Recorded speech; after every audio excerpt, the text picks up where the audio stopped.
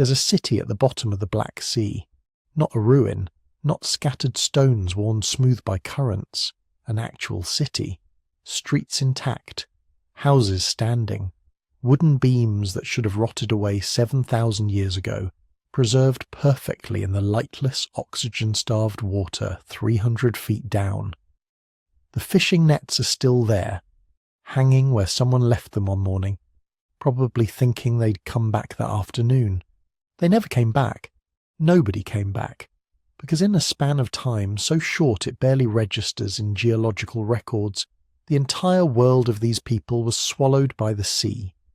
Their fields, their villages, their holy places, thousands of square miles of coastline, all of it drowned under hundreds of feet of salt water that came roaring through the Bosphorus Strait like a tsunami that never stopped.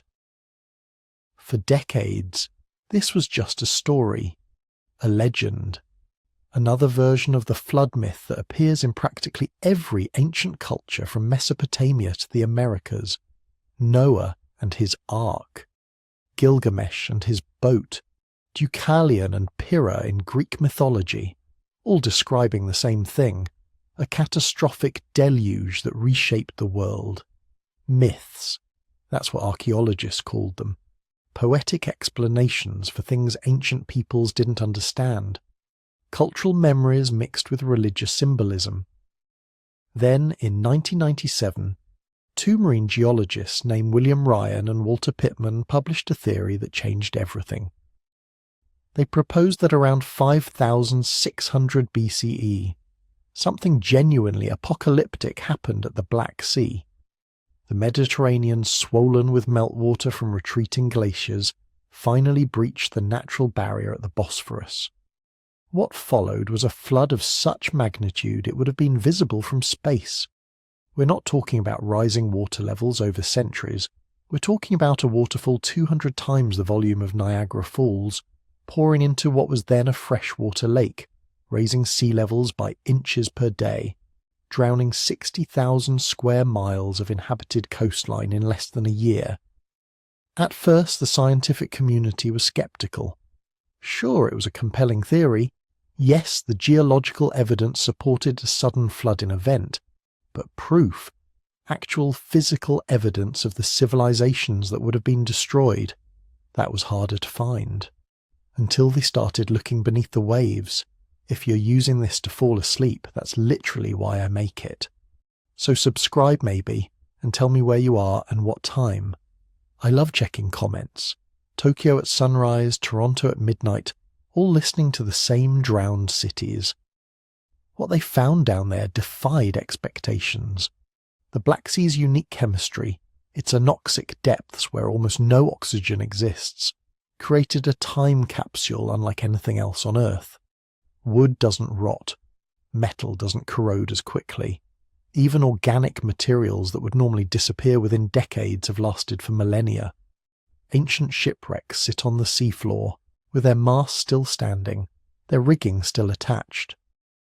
Archaeologists found a Greek trading vessel from 400 BCE in such pristine condition, you can see the rope marks where sailors tied off the sails. The oldest intact shipwreck ever discovered, looking like it sank last year, not 2,400 years ago. But the ships are just the beginning. Using sonar scanning and underwater robots, research teams have mapped entire settlements. Stone walls marking property boundaries, the remnants of wooden structures perfectly preserved in the cold, dark water, channels that were once rivers now submerged, ancient beaches now 500 feet below the surface, and artifacts, tools, pottery, the everyday objects of people who had no idea they were living on borrowed time. What makes this discovery so haunting is the scale of it.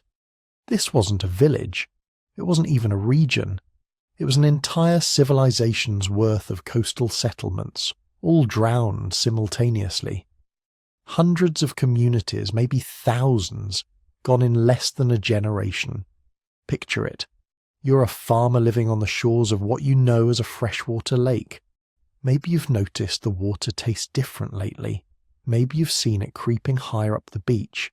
But then one morning you wake up and the sea has swallowed your neighbour's house. By evening, it's at your door. By the next day, you're running inland with whatever you can carry, watching your entire world disappear beneath the waves behind you. Some didn't run, some couldn't. And now they're down there too, in the drowned cities, in the houses that became their tombs. This is the story of the Black Sea's buried coasts, of the people who lived there, who died there, who left behind a perfectly preserved snapshot of life at the edge of catastrophe, of the scientist who found them, and of what this discovery means for our understanding of ancient history, climate change, and the flood myths that humanity has been telling for 7,000 years. Because it turns out, they weren't myths at all. They were memories. 12,000 years ago, the Black Sea wasn't a sea at all. It was a lake, an enormous freshwater lake sitting 500 feet below where the surface is today. Picture it. A body of water roughly the size of modern California, completely isolated from the Mediterranean, completely isolated from the oceans. Its shores were lush, temperate, perfect, and people lived there. They had no idea they were living in a place that would one day become a tomb. The lake they knew wasn't like the hostile, nearly lifeless sea that exists today. Modern Black Sea water is stratified, with a layer of toxic hydrogen sulfide below about 150 meters that kills almost everything. But the ancient lake was different. It was oxygenated all the way to the bottom. Fish thrived in its waters. Freshwater species we can identify from sediment cores. Pike, perch, sturgeon.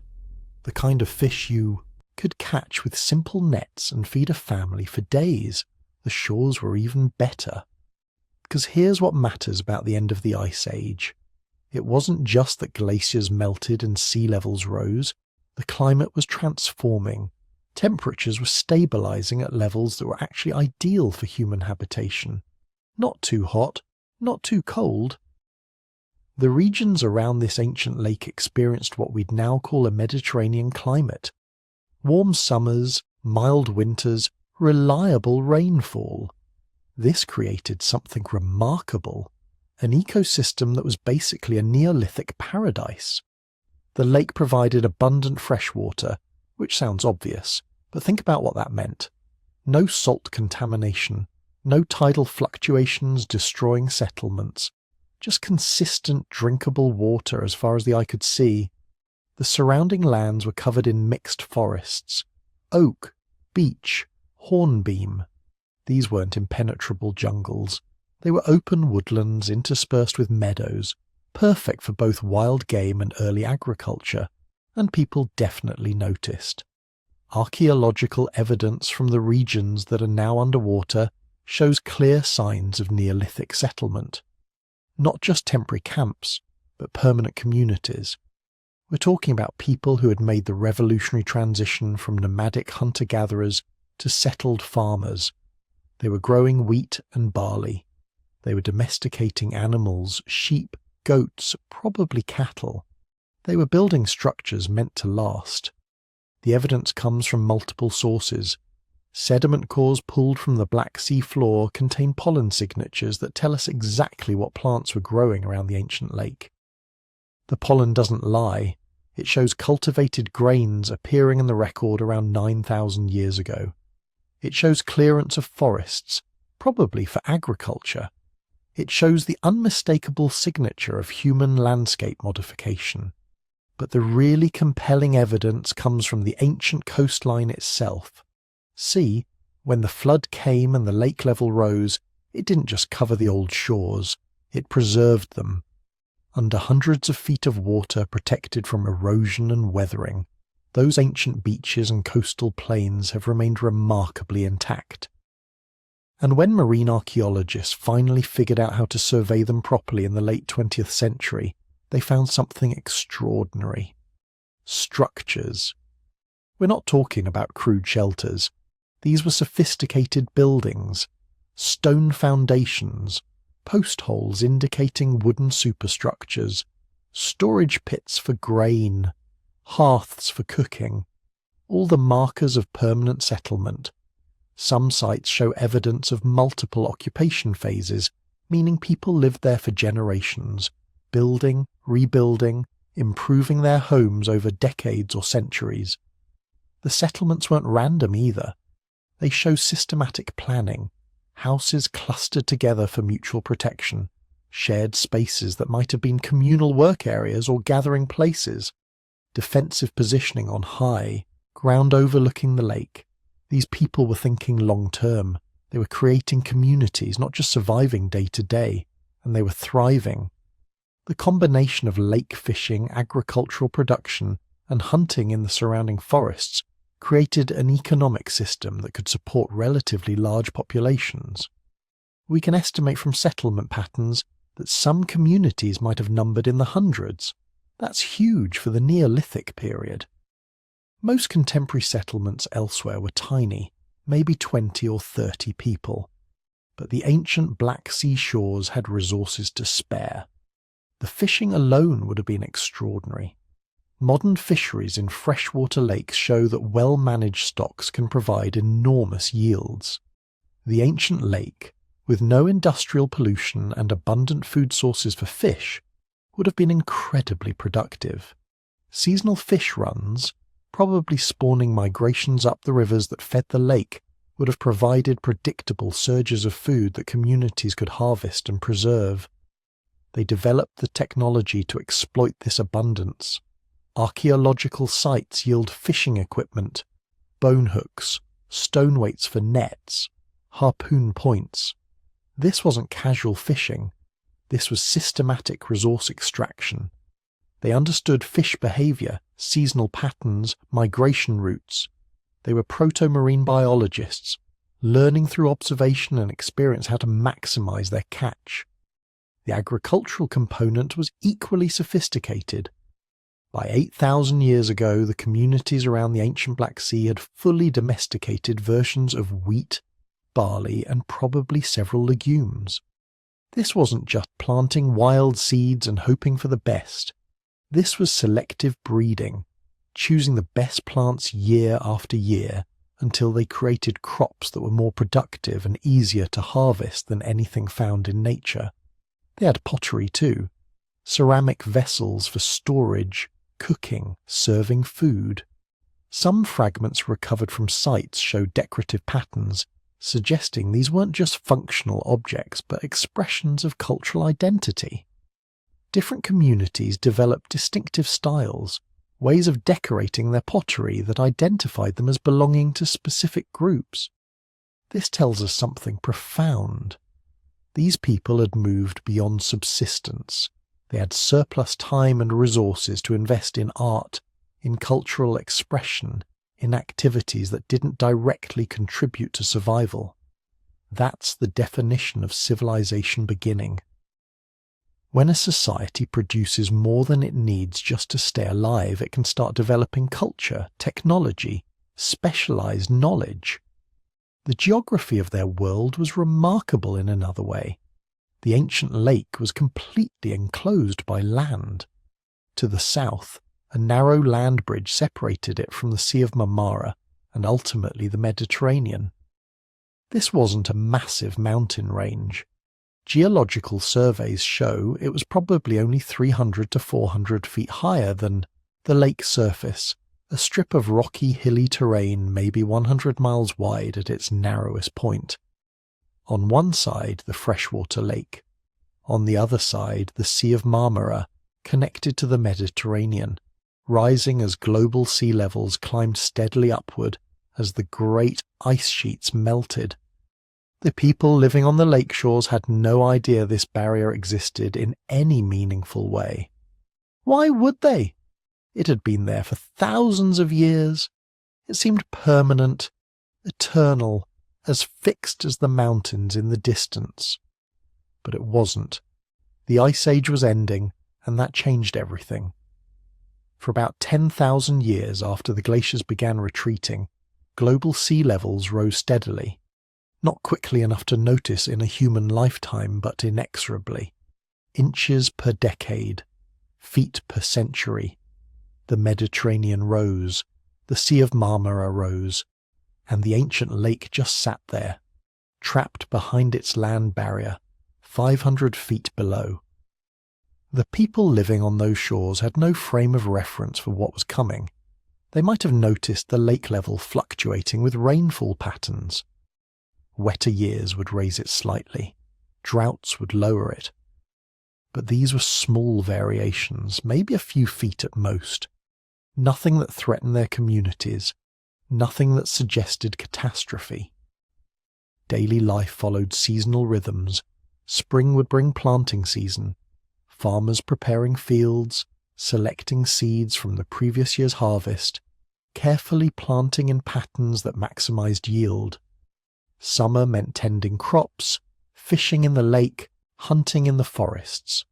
Autumn brought harvest, the critical time when all the year's agricultural work paid off. Storage pits filled with grain, animals slaughtered and meat preserved for winter. Winter was the quiet time, a chance to repair tools, make pottery, work on crafts. This was probably when social bonds strengthened. Communities gathering in longhouses, sharing food, telling stories. Maybe this was when they developed the myths and legends that would eventually be passed down through generations, transformed and adapted, becoming the flood narratives we still recognize today. Children grew up learning the skills they'd need to survive. Boys probably learned hunting, fishing, tool making from their fathers and uncles. Girls learned agriculture, pottery, textile production from their mothers and aunts. But this wasn't rigid. In small communities, everyone needed multiple skills. A bad hunting season meant more reliance on fishing and farming. A crop failure meant more intensive hunting. They probably traded with other communities too. Archaeological evidence shows objects that came from hundreds of miles away. Obsidian from Anatolia, amber from the north, seashells from the Mediterranean, brought overland across that land bridge. This means communication networks, relationships between distant groups, possibly elaborate gift exchange systems that maintained peace and allowed resource sharing. Their technology was impressive by Neolithic standards. They had moved far beyond simple chipped stone tools. They were grinding and polishing stone axes, creating tools that could fell trees efficiently. They were making sophisticated ceramic vessels using coil-building techniques. They were probably weaving textiles from plant fibers or animal wool. They had fire completely mastered, using it for cooking, heating, pottery firing, land clearing. Some communities were probably starting to work copper. The Neolithic was giving way to the Chalcolithic, the Copper Age. Simple copper objects, ornaments, maybe basic tools, appear in the archaeological record from regions around the ancient Black Sea. This represents another technological leap, understanding that certain rocks, when heated in specific ways, produce metal.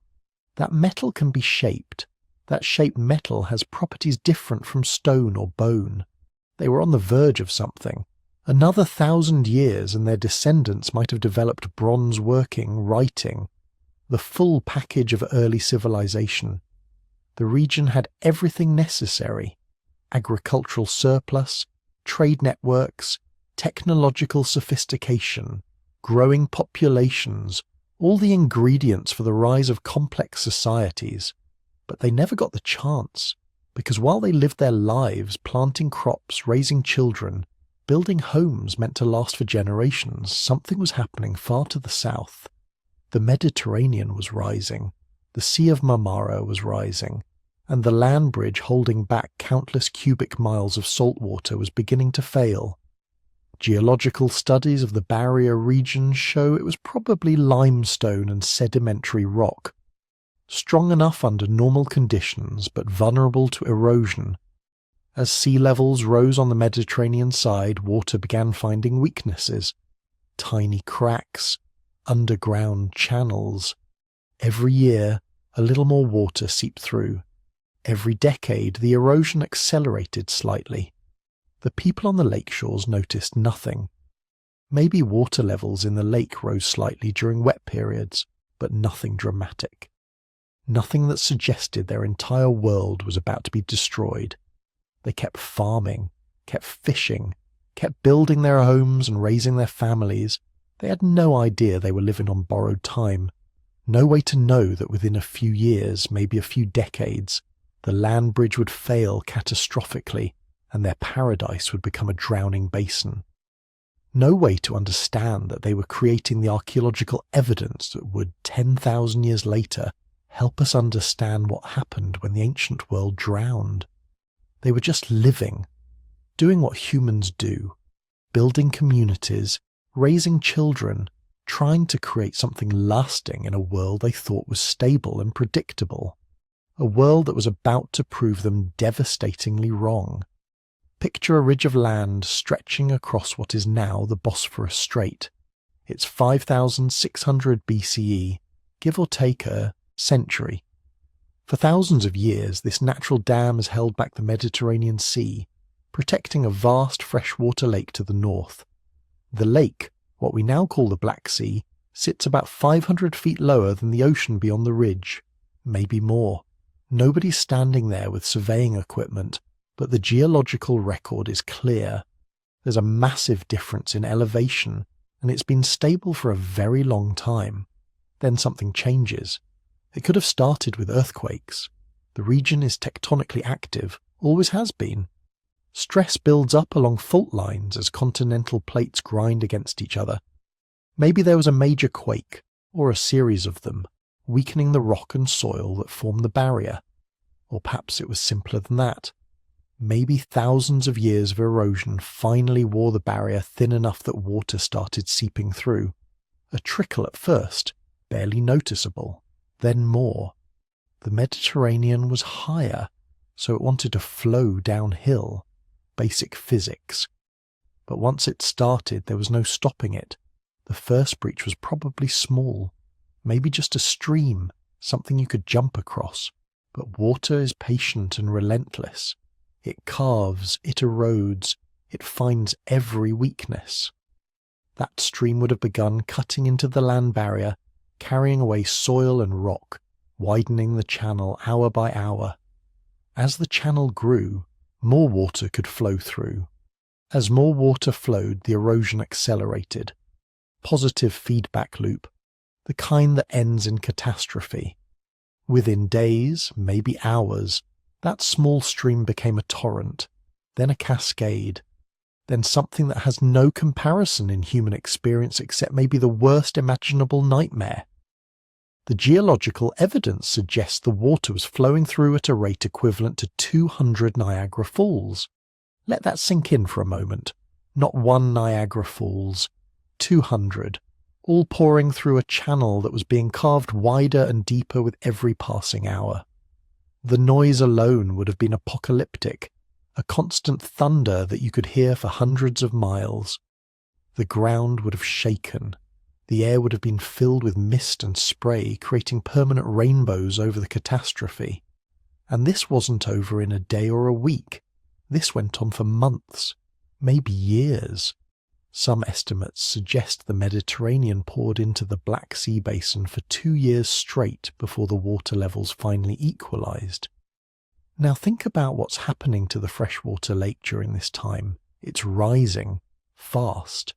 The most conservative estimates suggest the water level was going up about 6 inches per day. That might not sound like much, 6 inches. You can measure that with a ruler, but spread that across thousands of square miles of coastline, and you're talking about entire landscapes disappearing while people sleep. Villages that were half a mile from the water in the morning would be underwater by evening.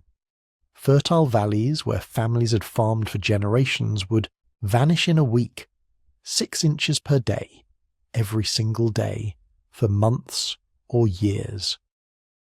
There was no high ground to retreat to, not really. The northern shore of the Black Sea is basically a plain that extends for hundreds of miles inland. When the water started rising, there was nowhere to go except away. Just keep moving, keep fleeing. always staying ahead of the advancing sea. And it wasn't just the water itself. As the sea level rose, it would have pushed up through river valleys and deltas, working its way inland along every watercourse. Communities that thought they were safe because they weren't directly on the coast would have found salt water flowing up their rivers, poisoning their drinking water, killing their crops. The flooding would have been coming from multiple directions at once. The archaeological evidence tells us this happened incredibly fast in geological terms. Core samples taken from the Black Sea floor show a distinctive transition layer. Below it, freshwater sediments filled with pollen from lakeside plants and shells from freshwater mollusks. Above it, saltwater sediments with marine organisms, and the transition between these two layers is sharp, not gradual, not a slow mixing over centuries. Sharp, like someone flipped a switch. This is the signature of catastrophic change.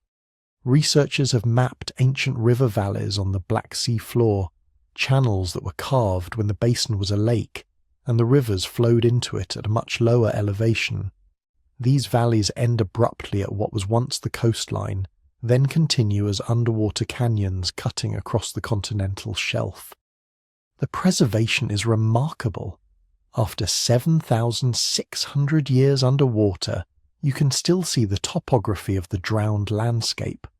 The contours of hills, the courses of streams, the places where the land gently sloped down to the ancient lakeshore. And everywhere across this submerged landscape there are signs of human habitation. Stone tools, pottery fragments, the remains of structures, all of it buried under hundreds of feet of water and covered by thousands of years of marine sediment. But it's down there, frozen in time, waiting. Now, there's debate among scientists about exactly how fast this catastrophe unfolded. Some researchers argue the flooding was even more rapid than the 6-inch per day estimate. They point to the sheer volume of water involved and the evidence of massive erosion at the Bosphorus. They suggest the sea level might have risen several feet per day during the peak of the flooding. Others think it was more gradual, taking decades or even centuries for the Black Sea to fill completely. But here's the thing. Even if it took centuries, that's still catastrophically fast for the people living through it. A human lifetime is maybe 70 years if you're lucky, probably less in the Neolithic. If the sea level rose 500 feet over 2 centuries, that means it went up 2.5 feet every year. That's still villages disappearing, coastlines retreating miles inland, entire regions becoming uninhabitable within a single generation. The younger generation would have grown up hearing their grandparents talk about lands that were now beneath the waves. They would have seen coastal settlements abandoned one after another as the water kept rising. They would have lived their entire lives in a world that was actively drowning, where the one constant was that the sea always won and you always had to keep moving inland. The biological evidence backs up the catastrophic scenario. When researchers analyse core samples from the Black Sea floor, they can see the mass die-off of freshwater species happening in that same narrow transition layer. Freshwater mollusks, algae, plants, they all disappear suddenly.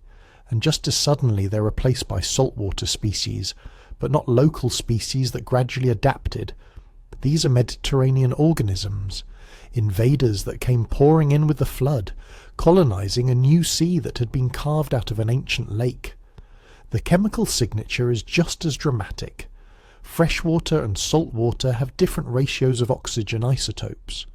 When you analyse the shells of organisms that lived through the transition, you can see the change happening in their own bodies. Freshwater organisms show freshwater isotope signatures. Then suddenly those signatures shift towards saltwater values, then the organisms die. They didn't have time to adapt. The change was too fast, too extreme, but the most haunting evidence comes from the Black Sea's deep waters. Below about 150 metres, the Black Sea is anoxic. No oxygen, no life, nothing but hydrogen sulfide and darkness. This condition was created by the flood. When all that salt water poured in, it was denser than the fresh water already in the basin. It sank to the bottom and stayed there, creating a permanent stratification. The deep fresh water, now trapped beneath a layer of salt water, couldn't mix with the surface anymore.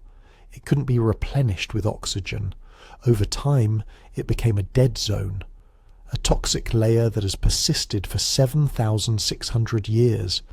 And this anoxic layer has preserved everything that sank into it. Shipwrecks that would have rotted away centuries ago in normal seawater are still intact down there. Their wood preserved, their ropes still coiled, their cargoes still in place. When archaeologists finally developed the technology to explore these depths, they found vessels from ancient Greece, from Rome, from Byzantine times, all sitting on the bottom in near-perfect condition. Museums of maritime history preserved by the catastrophe that created them. But the ships came later. We'll get to those. Right now we're still at the moment of the flood, still watching that wall of water carve through the Bosphorus and pour into the basin beyond. Think about the choice facing the people who lived on those ancient shores. You're a farmer, let's say. Your family has worked this land for generations. Your great-great-grandparents are buried in the hills overlooking your fields. You know every stone, every tree, every bend in the river. This is your world, the only world you've ever known. Then one day, someone comes running from the south. They're talking about something impossible. The water, they say, the lake, it's rising. Villages are flooding.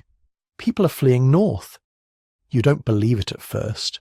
The lake has always been there, stable, reliable. But then you go look for yourself, and you see the water is indeed higher than it was last month, higher than it was last year. The beach where you used to gather shellfish is gone. The reed beds where you set fish traps are submerged. Maybe you decide to move your family to higher ground. Just temporarily, you tell yourself, just until things settle down. You pack up what you can carry, drive your livestock inland, and settle on a ridge that's safely above the current water level. You can still see your old home from here. You tell yourself you'll go back once the water recedes, but it doesn't recede. It keeps rising. A month later, your old home is underwater. The fields where you grew wheat are now part of the lake. You can still see your roof beams poking above the surface, but the water is rising over them even as you watch. You move further inland, then further still. Then you realize this isn't going to stop. The water is going to keep coming, and everything you knew is going to end up on the bottom of this ever-expanding sea. So you grab what you can carry and you walk away. You walk north, away from the rising water. Maybe you walk west or east, following the retreating coastline. But you walk, and you keep walking, because the alternative is to stay and drown. Thousands of people made this choice, maybe tens of thousands. We don't know the population density of the Black Sea coast in 5600 BCE, but it was probably substantial. The region had rich soils, abundant fresh water, and plenty of fish and game. It would have been prime real estate for Neolithic farmers and fishers. All those people had to go somewhere when the flood came. Some probably died. The elderly, the sick, the ones who couldn't or wouldn't leave. Maybe some people tried to stay, tried to adapt by moving their settlements inland again and again until finally there was nowhere left to go. Maybe some communities managed to load their possessions onto boats and float to safety. But most people probably just walked. Refugees from a drowning world, carrying whatever they could, heading anywhere that wasn't underwater. And here's where the story gets really interesting. Because when you have thousands of people suddenly displaced by catastrophe, they don't just vanish. They go somewhere. They settle in new regions. They tell their stories to their children and grandchildren. They turn their trauma into myth, into legend, into the foundational narratives that shape cultures for thousands of years.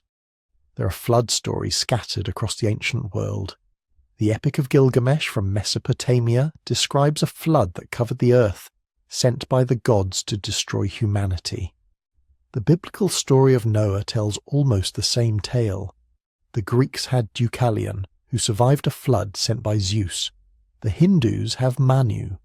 Nearly every ancient culture around the Mediterranean and Near East has some version of the same story.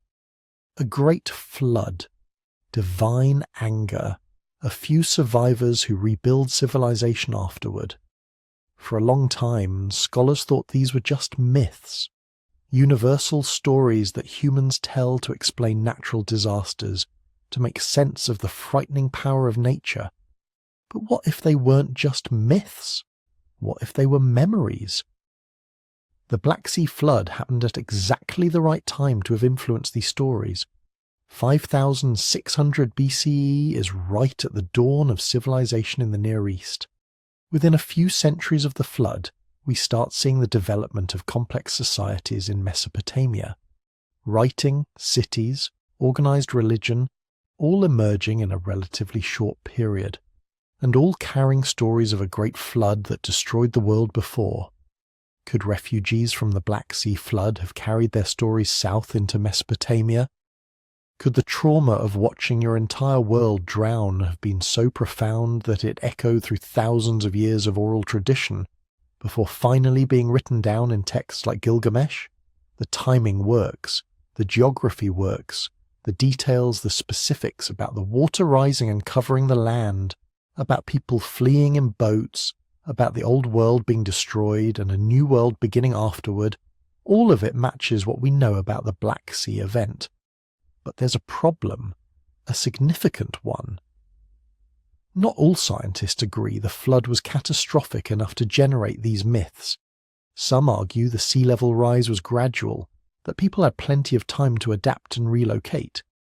They point out that even 6 inches per day, while significant, isn't the kind of sudden, overwhelming deluge described in the flood myths. Those stories talk about water covering the earth in days, not years, and they might be right. Maybe the Black Sea flood was dramatic in geological terms, but not apocalyptic in human terms. Maybe the flood myths come from somewhere else entirely, from some other catastrophe we haven't identified yet. Or maybe they're just stories, universal human attempts to explain the power of water and weather. But then again, maybe catastrophe is relative.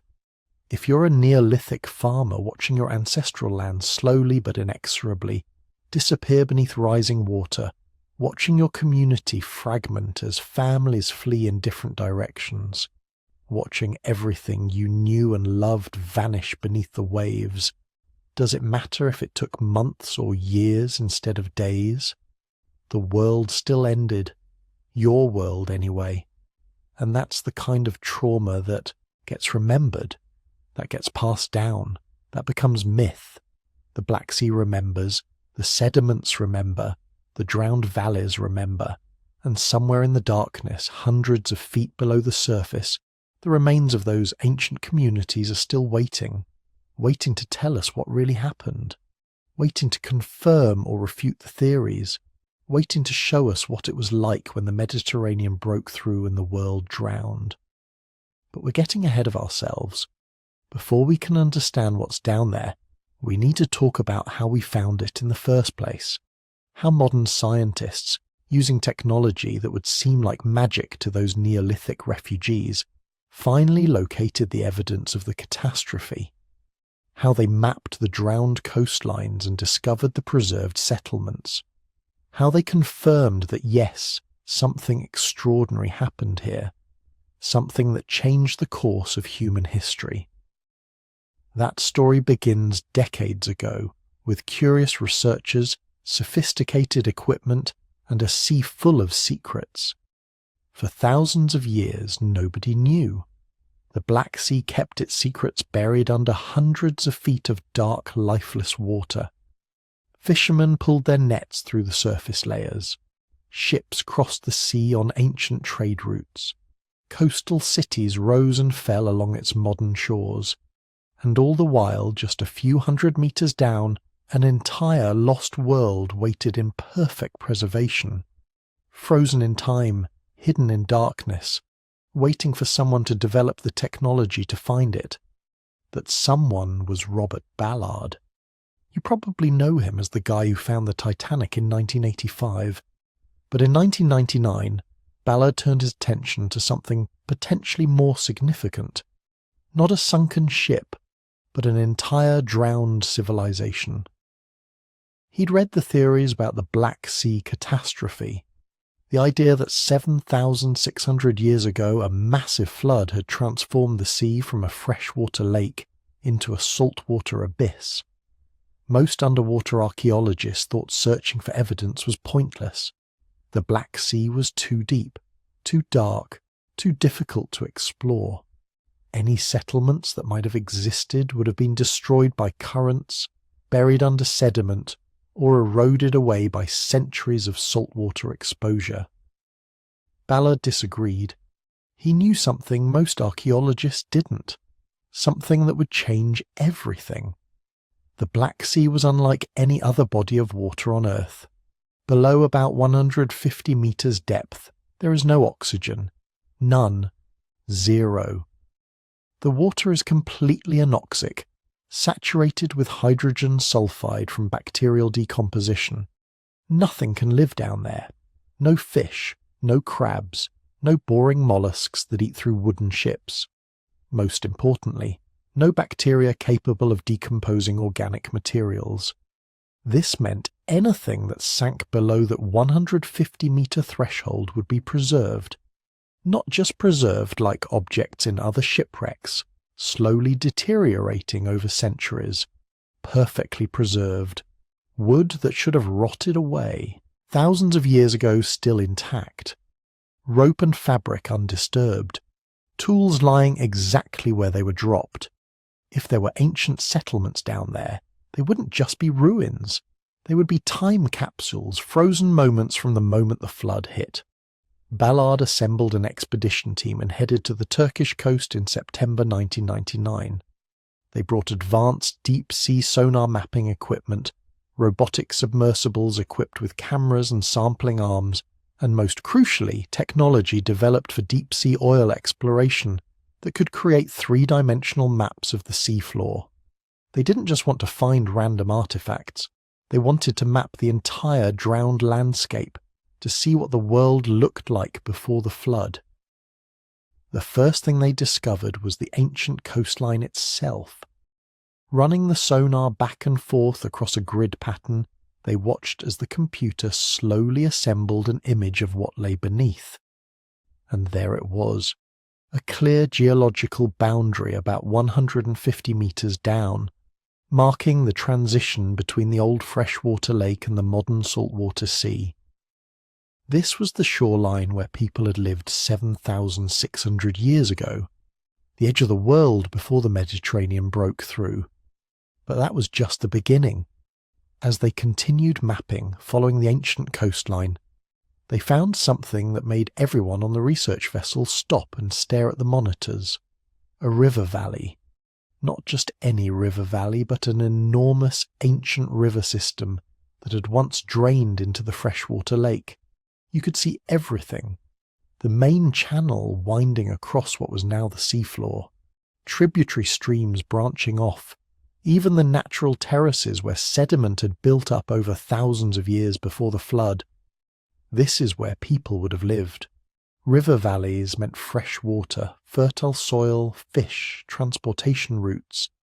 Every major early civilization emerged along rivers for exactly these reasons. If there were settlements, they would be here, clustered along these ancient waterways that now lay hundreds of feet underwater in total darkness. Ballard's team deployed their submersibles. Imagine piloting a remote-controlled vehicle through absolute blackness, your only view coming from lights mounted on the sub, illuminating just a few meters of seafloor at a time. They followed the ancient river channel, cameras recording every detail. Hours of nothing but sediment, the occasional modern shipwreck, fish swimming through their lights. Then, on September 13, 1999, They saw it. A structure. Man-made, unmistakable.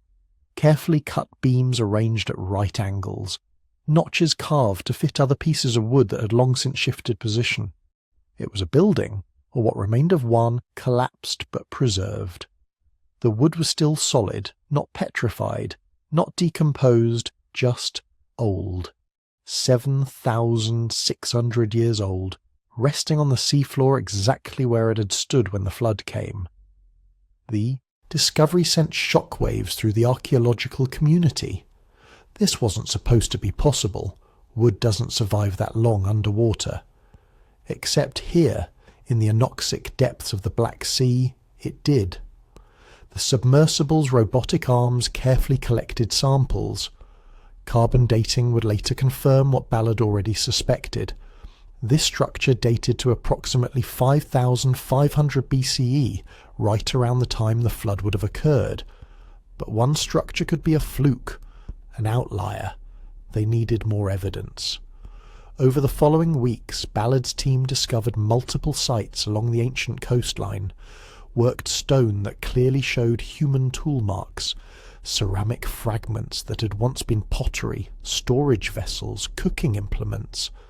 Most remarkably, they found these artifacts in context, meaning they were still in meaningful arrangements, not scattered randomly by currents, but lying where they had been used, where people had dropped them when they fled the rising waters. At one site, the submersible found what appeared to be a stone tool manufacturing area. Flint cores and stone flakes arranged in a pattern that suggested systematic tool production. Someone had been sitting here, methodically creating stone implements, probably for trade or daily use.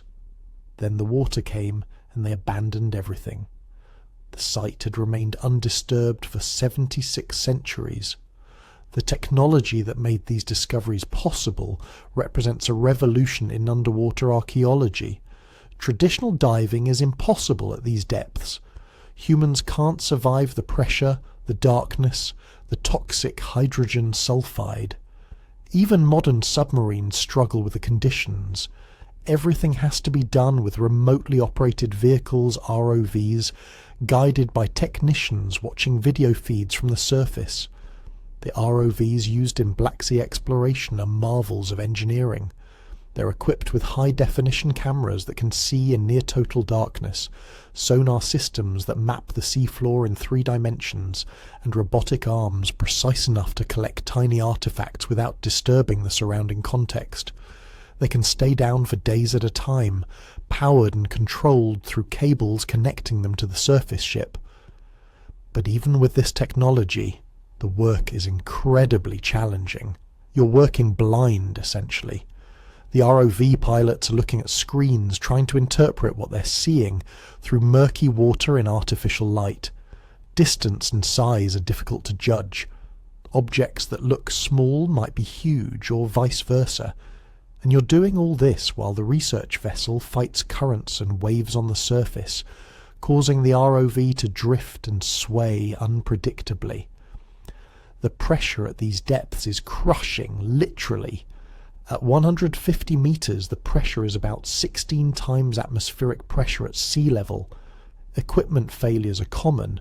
Lights burn out, cameras flood, robotic arms jam. Every dive is expensive, time-consuming and risky. You might spend days preparing for a single ROV deployment, then have a critical system fail minutes after reaching the seafloor. But the potential rewards make it worthwhile. Since Ballard's initial discoveries, other expeditions have continued the work. In 2003, a team from the University of Pennsylvania conducted extensive sonar mapping, creating detailed 3-dimensional models of the drowned landscape. They identified dozens of potential archaeological sites, places where geological features and sonar readings suggested human settlement. In 2007, researchers from Bulgaria and the United States discovered what appeared to be the remains of a dock or pier, wooden pilings driven into the ancient lake bed. This suggested the pre-flood inhabitants weren't just fishermen with simple canoes. They had developed maritime infrastructure, permanent installations for boat building and maintenance. More recent expeditions have employed even more advanced technology. Side-scan sonar can now create images so detailed you can identify individual architectural features from the surface. Multi-beam sonar arrays map entire square kilometers of seafloor in a single pass, and new generations of ROVs can collect samples, take measurements, and create photogrammetric reconstructions of sites, all without human divers ever entering the water. The most exciting developments involve artificial intelligence and machine learning. Researchers are training computer systems to analyze sonar data and automatically identify potential archaeological features. The Black Sea floor is enormous, covering over 436,000 square kilometers. Searching it all manually would take centuries, but AI can scan the data in days, flagging anomalies and structures that deserve closer investigation. Every expedition brings new discoveries. In 2016, researchers found what appeared to be a complete preserved fishing net. The fibre still intact after 7,600 years. In 2018, they discovered ceramic vessels that still contained residues, opening up possibilities for analysing ancient diet and agriculture. In 2021, they located what might be the remains of a larger settlement, multiple structures clustered together along an ancient stream bed. Each discovery adds another piece to the puzzle. We're not just finding random artifacts anymore. We're mapping an entire lost landscape, reconstructing what life was like before the flood. The ancient river valleys, the settlements along their banks, the boats and docks and tools and homes of a people who had no idea they were living on borrowed time. The Black Sea's unique conditions mean we're finding things that would never survive anywhere else. Wooden artifacts that would have rotted away in other seas are here in near-perfect condition. Organic materials that normally decompose within decades have lasted millennia. We're seeing details of ancient life that archaeologists excavating land sites could only dream of, but we've only scratched the surface. Most of the ancient coastline remains unexplored. Hundreds, maybe thousands of sites are still waiting to be discovered. With each passing year, technology improves, making it cheaper and easier to explore these extreme depths. What once required a major expedition with a dedicated research vessel can now be done with smaller teams and portable equipment. The question is no longer whether there's a lost world down there. We know there is. The question is how much survived, how well preserved it is, and what it can teach us about the people who lived through one of the most catastrophic events in human history. The answer is slowly emerging from the darkness. One sonar scan, one ROV dive, one preserved artifact at a time. Picture this. You're in a submersible, descending through the cold darkness of the Black Sea. The sunlight fades quickly, turning from blue to indigo to black. Your lights cut through water that's been undisturbed for thousands of years. The descent continues. 50 meters, 100 meters, 150 meters, and then, suddenly, impossibly, walls appear in your viewport. Not natural rock formations. Walls, built by human hands, standing exactly where they were placed 7,600 years ago, when the Mediterranean came crashing through the Bosphorus and drowned an entire civilization in a matter of months. This isn't science fiction. This is what archaeologists have actually found beneath the Black Sea, and what they're discovering is rewriting everything we thought we knew about Neolithic societies, underwater preservation, and the lost world that existed before the flood. The first confirmed settlements were discovered off the coast of Bulgaria, near the town of Sozopol.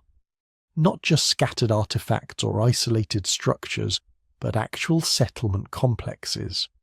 Foundations laid out in organized patterns, stone walls still standing at angles that match architectural traditions from surrounding land sites, post holes where wooden supports once held up roofs and walls, and most remarkably, all of it preserved in conditions that are completely unique in the world of underwater archaeology. The Bulgarian sites sit at depths between 80 and 120 metres. That might not sound dramatic compared to deep ocean trenches, but it places them in what Black Sea researchers call the death zone. Below about 150 metres, the Black Sea contains no oxygen. None. The deepest parts of this sea are filled with hydrogen sulfide, a toxic gas that kills everything except specialised bacteria. But between 100 and 200 metres, you hit this strange transition layer where oxygen disappears, but the water isn't quite toxic enough to dissolve everything immediately. It's in this narrow band that the drowned settlements have survived, frozen in time like biological time capsules. What makes these sites so extraordinary isn't just that they exist, it's what's still there. On land, archaeological sites from 7,600 years ago typically preserve only the most durable materials. Stone foundations, ceramic fragments, maybe some charred wood if conditions are right. Organic materials, fabric, rope, leather, wood, they decay within decades or centuries at most. But in the anoxic waters of the Black Sea, the normal rules of decomposition don't apply. Without oxygen, the bacteria and organisms that break down organic matter can't survive. So things just sit there, unchanged, waiting. The first time researchers brought up samples from these sites, they couldn't believe what they were seeing. Wooden beams with tool marks still visible, rope made from twisted plant fibres that were still flexible after 7,600 years underwater, leather fragments that still showed stitching patterns, baskets woven from reeds that maintained their original shape. It was like opening a tomb that had been sealed the day the flood arrived. Because in a very real sense, that's exactly what it was. The most extensively studied site lies off the Bulgarian coast near Cape Shabla. Surveys using side-scan sonar and remotely operated vehicles have mapped an area covering roughly 3 square kilometres. The settlement wasn't built all at once. The architectural evidence shows at least 3 distinct construction phases, suggesting the community lived here for multiple generations before the flood arrived. The earlier structures are simple, rectangular foundations measuring roughly 4 by 6 metres, the size of a modest single-room dwelling. Post holes at regular intervals indicate they used vertical wooden posts to support walls and roofs, probably filling the spaces between posts with wattle and daub, woven branches covered with mud and clay. But the later structures are different, larger, more complex. Some foundations show multiple rooms with internal divisions. Others have what appear to be communal spaces, open areas surrounded by structures on 3 sides. This isn't random building. This is settlement planning, evidence of a community making decisions about how to organise shared space. The walls themselves tell stories. They're made from local stone, probably gathered from the coastline that once existed just metres from these structures. But the stones aren't just piled haphazardly. They're selected for size and shape, then fitted together with remarkable precision. Some walls still stand 3 or 4 courses high. Whoever built these settlements understood weight distribution and structural stability. They weren't primitive. They were skilled builders creating permanent homes. The artefacts recovered from these sites are rewriting our understanding of Neolithic Black Sea cultures. Pottery fragments show sophisticated firing techniques and decorative patterns that match styles found at land sites in Bulgaria and Romania. But some vessels are unique, designs that don't appear anywhere else, suggesting these coastal communities were developing their own cultural identity. Stone tools recovered from the underwater sites include specialised implements for working wood, processing fish, and crafting leather. The tool assemblages are diverse, indicating these weren't single-purpose settlements. People were engaging in multiple activities, the full range of daily life, cooking, crafting, maintaining tools, processing food. But it's the organic artefacts that are truly revolutionary. At a land site, you might find a few preserved seeds or charred grain if you're extremely lucky. At these Black Sea sites, researchers have recovered complete samples of food storage materials, nuts still in their shells, seeds showing bite marks from rodents, fish bones with cut marks from stone knives, evidence of specific butchering techniques. These materials let us reconstruct diet and subsistence patterns with precision that's usually impossible for Neolithic sites. One particularly remarkable find was a fishing net, or rather, fragments of a fishing net preserved well enough to reconstruct the knotting technique and measure the mesh size. This tells us exactly what size fish they were targeting and how they were doing it. It's the archaeological equivalent of finding an ancient technology manual. The net's construction matches techniques still used by traditional fishers in some parts of the Mediterranean, suggesting these methods persisted for thousands of years because they worked. Other sites have been identified off the Romanian coast near the Danube Delta. These settlements show different architectural patterns than the Bulgarian sites.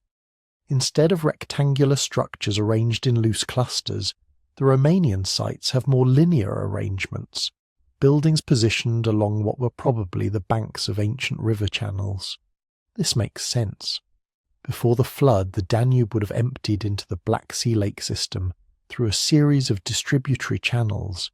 Communities living along these channels would have access to both fresh water and the resources of the lake. They could fish, hunt waterfowl in the marshes, and trade with communities further up the river system. The preservation at these sites varies depending on exact depth and local conditions. Some areas show spectacular preservation with wooden artifacts and organic materials intact. Others have been more disturbed, possibly by ancient currents or more recent fishing activities. But even the disturbed sites provide valuable data. The distribution of artifacts across the seafloor can tell us about settlement organization. Concentrations of pottery in certain areas suggest dedicated cooking or food storage locations. Stone tool distributions reveal activity areas, places where people sat to make and repair their implements. Now here's where the story gets really interesting. The sites discovered so far, the ones that have been mapped and studied, they're almost certainly just the beginning. Think about the geography. The Black Sea has over 4,000 kilometers of coastline. Before the flood, the lake that occupied this basin had even more coastline because the water level was lower. We're talking about tens of thousands of kilometers of prime coastal real estate. Freshwater access, abundant fish and waterfowl, fertile soil from river sediments, protection from extreme weather, everything you'd want for a Neolithic settlement. The sites discovered so far were found almost by accident. Surveys conducted for oil and gas exploration. Sonar scans done for navigation safety. Targeted searches in areas where land sites suggested nearby coastal settlements might have existed. Nobody has conducted a systematic archaeological survey of the entire Black Sea basin. It would cost hundreds of millions of dollars and take decades. But every time researchers look in areas where settlements should theoretically exist, they find evidence of human occupation. Stone tools on the seafloor, pottery fragments, worked wood, and sometimes, if they're very lucky, intact structures. Statistical modelling based on the density of known sites suggests there could be hundreds, possibly thousands of drowned settlements around the Black Sea. Most will be small, hamlets of a few dozen people living in a handful of structures, but some, particularly near major river mouths where resources would have been most abundant, could be much larger. We're talking about communities of hundreds or possibly thousands of people, villages that would qualify as significant population centres for the Neolithic period. Entire towns preserved beneath the waves, waiting to be discovered. The technology exists to find them.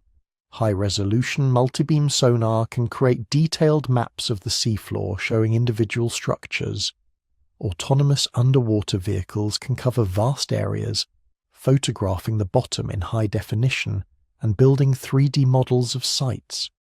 remotely operated vehicles equipped with manipulator arms can collect samples without risking human divers at dangerous depths. But the technology is expensive. Most Black Sea nations have limited archaeological budgets, and underwater work is always risky and logistically complex. So the vast majority of the drowned world remains unexplored and unmapped. What we have discovered is already changing archaeology. The Black Sea sites provide something that doesn't exist anywhere else in the world: perfectly preserved Neolithic settlements complete with organic materials. Other underwater archaeological sites exist, obviously. The Mediterranean is full of ancient shipwrecks and submerged Roman ports, but most underwater sites either date from historical periods with written records, or they've been underwater so long that only the most durable materials survive. The Black Sea sites are different.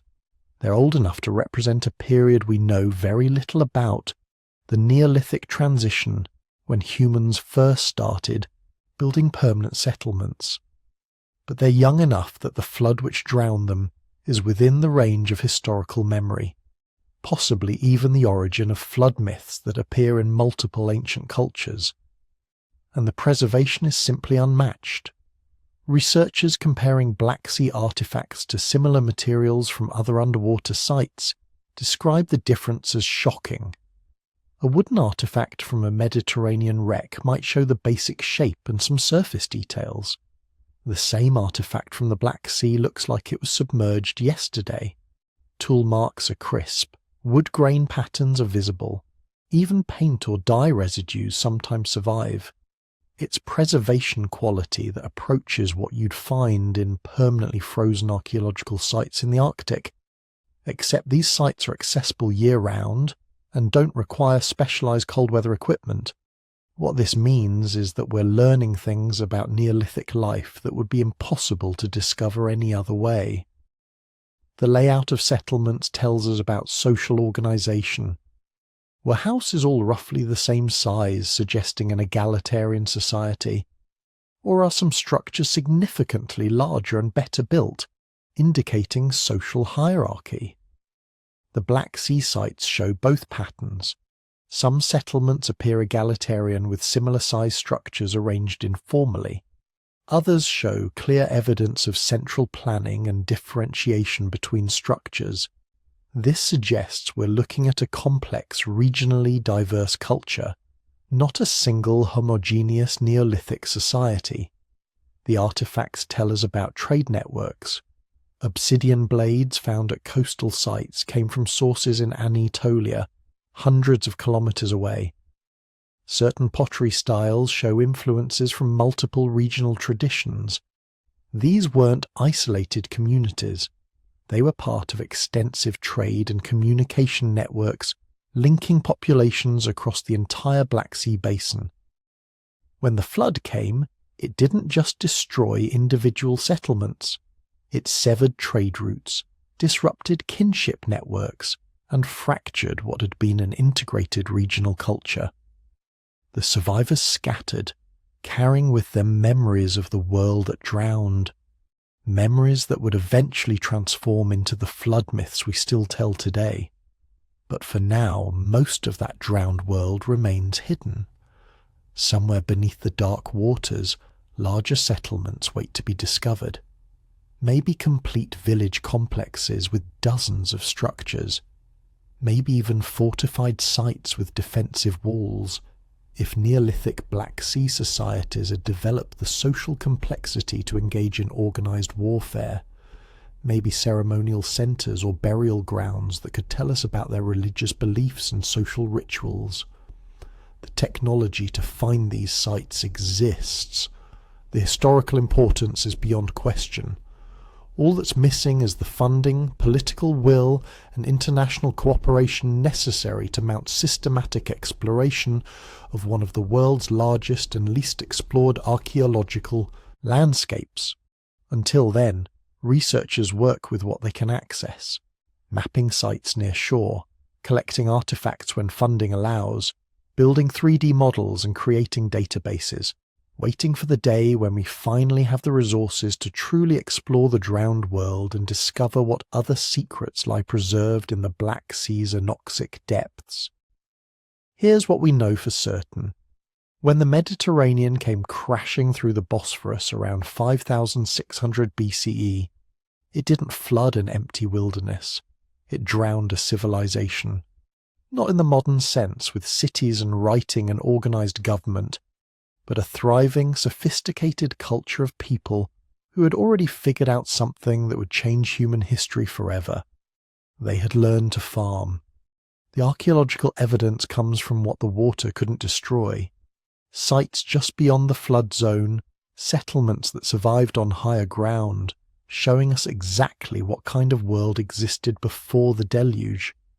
And what that evidence reveals is remarkable. These weren't primitive hunter-gatherers barely scraping by.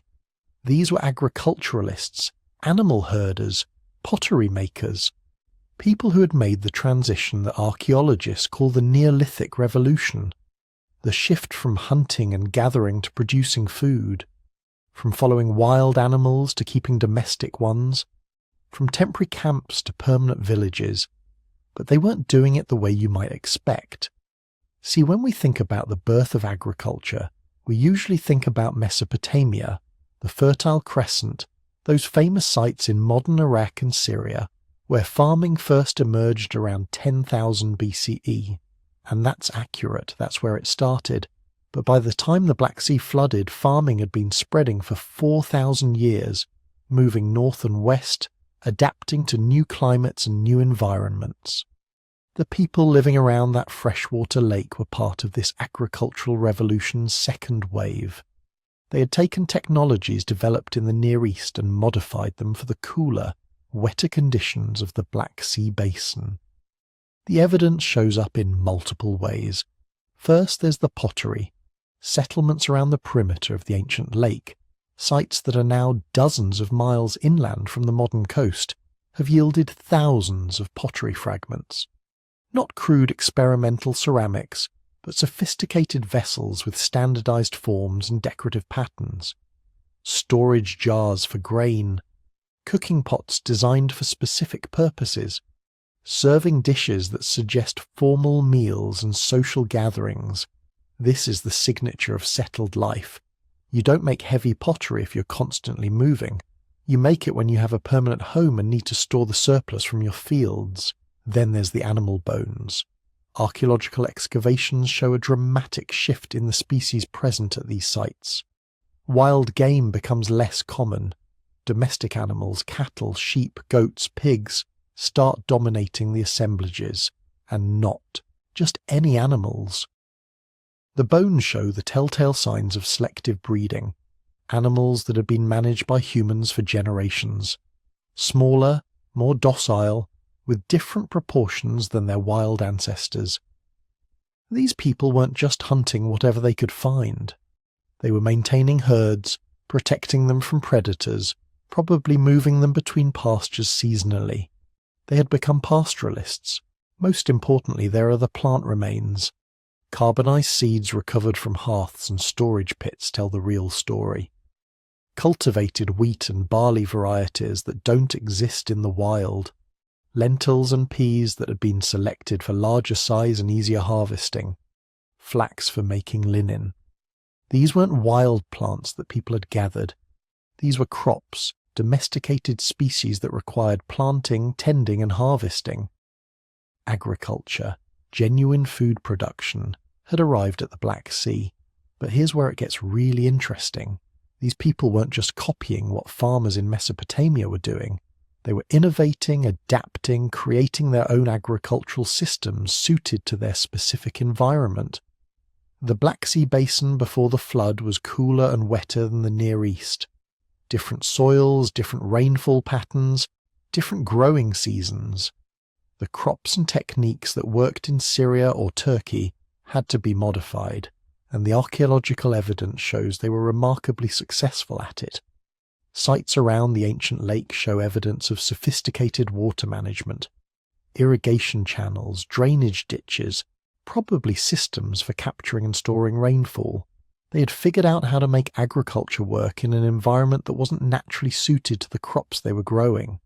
This takes experimentation, innovation, generational accumulation of knowledge. You don't just move to a new region and start farming. You have to learn, adapt, probably fail multiple times before you succeed. So who exactly were these people? Where did they come from originally? And here we enter much more speculative territory.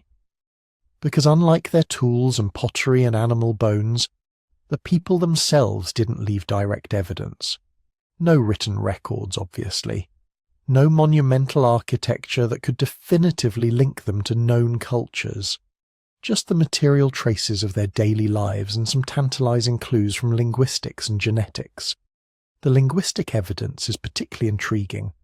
Some researchers have suggested that the Black Sea region, before the flood, might have been a homeland for the early Indo-European languages. Now this is controversial. The Indo-European question, where these languages came from and how they spread, is one of the most hotly debated topics in archaeology and historical linguistics. But the Black Sea hypothesis has some compelling elements. Indo-European languages eventually came to dominate Europe, Iran, and much of South Asia. They include Greek, Latin, Sanskrit, Persian, and most modern European languages. Something caused these related languages to spread across an enormous area, carrying similar words for basic agricultural concepts, animals, and social structures. The question is what? Some researchers think it was a migration from the steppes north of the Black Sea around 4000 BCE, pastoralists moving out with horses and wheeled vehicles, but others wonder if there was an earlier dispersal, maybe triggered by some catastrophic event that forced people to leave their homeland and spread their language and culture to new territories, like, say, a massive flood that drowned their entire world. If the pre-flood Black Sea basin was indeed an Indo-European homeland, then the survivors fleeing the rising waters would have carried their language with them, some going north into the steppes, some west toward the Balkans and eventually Europe, some east toward Anatolia and Iran, each group adapting their ancestral language to new environments and new neighbours, gradually differentiating until they became the diverse Indo-European family we know today. It's a compelling scenario, but it's also speculative. Other researchers place the Indo-European homeland elsewhere or argue for different mechanisms of dispersal. The truth is, we don't know for certain who these people were or what language they spoke, but we do know they existed, and we know their world was destroyed. The genetic evidence adds another layer of complexity. Ancient DNA recovered from burials around the Black Sea region shows a population with mixed ancestry, connections both to early Near Eastern farmers and to indigenous hunter-gatherer populations from Eastern Europe. This matches what we'd expect.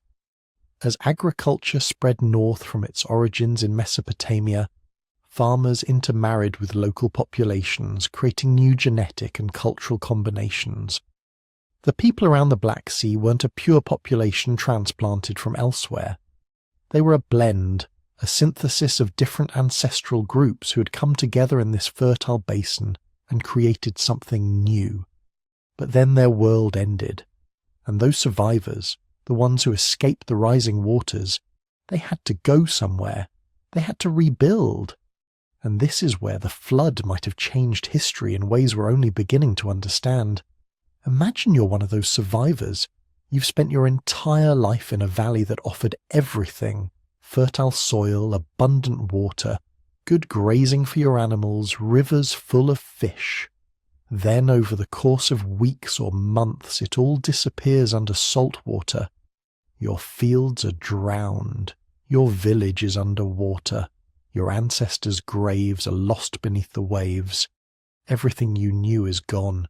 You flee, taking what you can carry: your surviving livestock, some seed grain, your tools, your family. You walk for days or weeks until you find new territory. But you're not alone. Thousands of others are fleeing too, all moving away from the expanding lake, all looking for new land. The surrounding regions, which had their own established populations, suddenly have to absorb a massive influx of refugees. Some are welcomed, intermarrying with local groups and sharing their agricultural knowledge. Others have to fight for territory. Some probably perished, unable to adapt or find suitable land. But those who survived carried something with them beyond just their possessions. They carried a story, the memory of the world that drowned, the tale of how the waters came and destroyed everything their ancestors had built. And this story, this cultural trauma, might have spread far beyond the Black Sea region, because a flood narrative shows up in dozens of ancient cultures across Europe and the Near East. Not just the biblical story, but Greek myths, Sumerian legends, ancient Indian texts, all describing catastrophic floods that wiped out the old world. Could these diverse flood stories all stem from a single actual event? Could refugees from the Black Sea have carried their flood tale to surrounding regions, where it was adopted, adapted, and eventually became part of the foundational myths of multiple civilizations? It's possible. Trauma shapes culture in profound ways. A disaster that destroyed an entire world would have left psychological scars across generations. The survivors would have told their children about what was lost. Those children would have told their children. The story would have spread, evolved, taken on mythological dimensions, but retained the core memory of catastrophic inundation.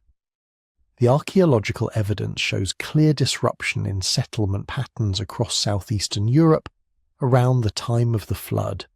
Sites are abandoned, new sites appear in different locations, pottery styles change, indicating either population movement or cultural transformation. Something happened that reshaped the human landscape of the region, and the most likely explanation is that thousands of people were forced to relocate when their homeland was destroyed by rising water. Those people brought their agricultural knowledge, their animal herding practices, their pottery traditions, and their stories to new territories. They intermarried with local populations, creating new genetic and cultural combinations. They adapted their farming techniques to new environments, spreading agricultural practices into regions that had been dominated by hunter-gatherers. In other words, the flood might have actually accelerated the spread of agriculture across Europe. By forcing sophisticated farmers to relocate and integrate with surrounding populations, it could have jump-started the Neolithic transition in regions that otherwise might have taken centuries longer to adopt food production. The disaster that destroyed one world helped create many new ones, but we'll probably never know the full story of these drowned peoples, their names, their specific beliefs, the details of their daily lives, all lost beneath the Black Sea. What we can know is that they existed, that they had created a thriving culture in a region that seemed like paradise, and that when catastrophe struck, some of them survived to tell the tale. And maybe, just maybe, that tale is still being told. Every time we hear a flood myth, every time we encounter stories of lost worlds and rising waters, we might be hearing echoes of that ancient disaster, filtered through thousands of years, but still carrying the memory of the day the Black Sea was born and an entire world drowned. Now, forget wooden shipwrecks for a moment. Forget everything you think you know about underwater archaeology, because what's sitting on the Black Sea floor isn't supposed to exist. It breaks every rule we thought we understood about preservation and decay. 2 miles down, in water so depleted of oxygen that bacteria can't survive, there are ships. Dozens of them, maybe hundreds, possibly thousands. Wooden vessels that sank centuries ago, millennia ago, and they didn't rot. They didn't collapse. They didn't disappear into sediment and organic mush like every other shipwreck in every other ocean on Earth. They just sit there, perfectly preserved, waiting. The first hint came in 1999. A team of marine archaeologists led by Robert Ballard, the same guy who found the Titanic, was surveying the Black Sea floor using deep-water ROVs. They were looking for evidence of the ancient flood, mapping submerged coastlines and river valleys. What they found instead was something that shouldn't have been possible: a Byzantine trading ship, over 1,500 years old. Sitting upright on the seafloor, mast still standing, hull intact, cargo amphoras still stacked in the hold exactly as they'd been loaded when Constantinople was the centre of the world. The team couldn't believe what they were seeing. Wooden ships don't survive like this. Wood is organic. It decays. In normal ocean conditions, wooden shipwrecks are consumed by marine organisms within decades, maybe centuries at most. The famous Mary Rose, Henry VIII's warship, spent 437 years underwater and was reduced to a fragile shell that required years of conservation just to display. But this Byzantine vessel looked like it had sunk last week. The secret was the anoxic zone. Below about 150 meters, the Black Sea contains no oxygen. None. It's one of the largest anoxic water bodies on Earth, a consequence of that ancient flood that turned a freshwater lake into a stratified sea. The heavy salt water that poured in from the Mediterranean settled at the bottom, and because there's no mixing, no circulation, the deep water became a biological dead zone. No oxygen means no bacteria. No bacteria means no decay. No decay means preservation that would make Egyptian mummification look primitive. The discovery set off a gold rush, not for treasure, but for knowledge. Because if one ship survived, how many others were down there? The Black Sea has been one of the world's busiest maritime highways for at least 5,000 years. Greek traders, Roman merchants, Byzantine fleets, medieval Genoese colonies, Ottoman naval vessels. Thousands upon thousands of ships had crossed these waters. How many had sunk? How many were preserved? The answer started coming in 2017. A team from the Black Sea Maritime Archaeology project began systematic surveys using advanced sonar and underwater photography. What they found rewrote naval history overnight. 65 shipwrecks in a single survey area. 65 vessels spanning from the Byzantine era back to ancient Greece and even earlier. Each one preserved in stunning detail. And one of them, one particular vessel, changed everything. It was lying at a depth of about 2,000 meters. The ROV's cameras illuminated it slowly, revealing details that made archaeologists literally gasp when they saw the footage. A Greek trading vessel, based on the design, definitely classical period. Pottery in the hold confirmed it. 2,400 years old. From the time of Plato and Aristotle, when Athens ruled the eastern Mediterranean and Greek colonies dotted the Black Sea coast. But here's what made grown archaeologists cry. The ship was complete, not partially preserved, not reconstructible from fragments, complete. The mast was still standing, rope rigging still attached. The steering oars were in place. Rowing benches where the crew had sat were intact. Ceramic jars in the hold were still sealed. The hull planking showed tool marks from the craftsmen who had built it 2,400 years ago. Nobody had ever seen anything like this. Every other ancient ship we'd found had been broken, collapsed, scattered. We had to reconstruct ancient vessels from paintings on pottery, from written descriptions, from educated guesses based on fragmentary remains. But this ship was a time capsule. It showed us exactly how ancient Greeks built their merchant vessels, confirmed details that scholars had debated for decades, and revealed features nobody had even imagined. The vessel matched almost perfectly a ship depicted on an ancient Greek vase called the Siren vase, painted around 480 BCE. For years, scholars had assumed the vase painting was stylized, artistic rather than technical. But here was the actual ship, and the ancient artist had gotten it exactly right. The Greeks knew how to paint what they saw, but this vessel, as incredible as it was, wasn't even the oldest. Deeper surveys found ships that pushed maritime history back even further. Vessels that predated classical Greece, that came from periods we'd thought were too primitive for serious seafaring. There were Bronze Age ships, 3,000, maybe 3,500 years old. From the time of the Trojan War, if that war actually happened. These weren't simple fishing boats or coastal traders. These were deep-water vessels capable of carrying substantial cargo across open sea. They had sophisticated hull designs, reinforced keels, multiple masts. This was advanced naval architecture from a period we'd thought was barely capable of building rafts. The implications were staggering.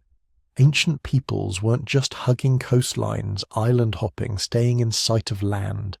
They were crossing open water, navigating by stars, understanding currents and winds well enough to undertake voyages that would terrify most modern sailors. The Black Sea was a Bronze Age highway, connecting cultures from Anatolia to the Caucasus, from Greece to the Pontic steppes. Some vessels went back even further, ships that might be 4,000, even 5,000 years old.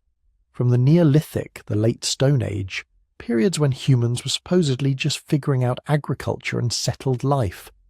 But here they were, building ocean-going vessels, establishing trade networks, creating maritime cultures that rivaled anything from later periods. What were they trading? The preserved cargoes tell us. Grain from the Pontic steppes, the breadbasket of the ancient world, wine and olive oil from Greek colonies, copper and tin for bronze making, amber from the Baltic coming down ancient trade routes, obsidian from Anatolia, valued for its razor-sharp edges, salt fish, dried for long-term storage, luxury goods, pottery, jewellery, the small valuable items that made long-distance trade profitable, but also slaves. The ancient Black Sea economy ran partly on human trafficking. Greek colonies would trade manufactured goods to steppe peoples for captives taken in tribal warfare. Those captives would be shipped across the Black Sea to Mediterranean markets. Some of these ships might be ancient slave vessels, carrying human cargo in their holds. Which brings us to the most haunting discoveries, the human remains, not on every ship. The anoxic zone preserves wood perfectly, but bodies are different. Organic tissue decays even without bacteria, just more slowly. Bones can survive, sometimes, and occasionally, very occasionally, the archaeologists find them. A skeleton in a Byzantine merchant ship, still wearing the leather belt he died in. Analysis of bone chemistry suggests he was from somewhere in the eastern Mediterranean, probably a professional sailor who'd spent his whole life on ships. He drowned when his vessel went down in a storm, probably around 1100 CE. He was about 35 years old. Another set of remains in an earlier vessel, this one possibly Roman era. Two individuals found together in what might have been the captain's quarters. DNA analysis suggests they were related, possibly father and son. They died together when their ship sank, maybe hit by a sudden squall, maybe holed by rocks in an unfamiliar harbour. They'd been carrying a cargo of wine amphoras from somewhere on the southern coast, probably heading to Greek colonies in what's now Ukraine. Each skeleton is a person. Someone with a name we'll never know, a life we can only imagine. They had families who mourned them, children who waited for a ship that never returned. The ships are their tombs now, magnificent and terrible, preserving the moment of their deaths across millennia. But here's what really keeps archaeologists up at night. These 65 ships were found in a relatively small survey area, maybe 2,000 square kilometres. The Black Sea covers over 400,000 square kilometres. If you scale up the discovery rate, the math becomes almost unbelievable. There might be more than 10,000 preserved shipwrecks down there, maybe more. A vast cemetery of vessels spanning 5,000 years of maritime history, Greek triremes with their 3 banks of oars, Roman grain haulers carrying Egyptian wheat to Constantinople, Byzantine warships armed with Greek fire, medieval cogs from Genoese trading colonies, Ottoman galleys from the height of the empire. Every major naval power in European and Middle Eastern history sailed these waters. Everyone lost ships, and every ship that sank into the anoxic zone became a time capsule, a perfect snapshot of maritime technology from that era. We haven't even scratched the surface. Current technology can survey, can photograph, can document, but actually excavating these sites, bringing artifacts up from 2,000 meters down, that's incredibly expensive, technically challenging, and raises serious ethical questions about disturbing what are essentially underwater graveyards. Some ships have been down there so long that they've become their own ecosystems. The oxygenated water above the anoxic zone supports life, and the shipwrecks create artificial reefs. Fish shelter in ancient hulls. Shells grow on wood that was cut when Rome ruled the Mediterranean. But the preservation won't last forever. The Black Sea is changing. Climate change is affecting water temperature and circulation. Some scientists worry that the anoxic layer might be destabilizing, that oxygen might begin mixing into the deep water. If that happens, bacteria will move in, and within decades these miraculous time capsules will rot away like any other shipwreck. We're in a race against time. We need to survey, document, study these vessels before they're lost again, this time forever. Each ship is a library of information about ancient technology, trade, daily life, the human experience of crossing dangerous waters in wooden vessels held together with hope and skill. The ancient mariners who sailed these ships didn't know they were part of history. They were just trying to make a living, transport cargo, get home safely to their families. But their vessels are now among the most important archaeological discoveries of the 21st century, rewriting our understanding of ancient seafaring and connecting us directly to the lives of people who lived thousands of years ago. Somewhere down there in the darkness, more ships are waiting, more stories, more evidence of human courage and tragedy and the eternal human drive to cross horizons and see what's on the other side. The Black Sea keeps its secrets well, but slowly, ship by ship, we're learning to read them. Here's where things get really interesting.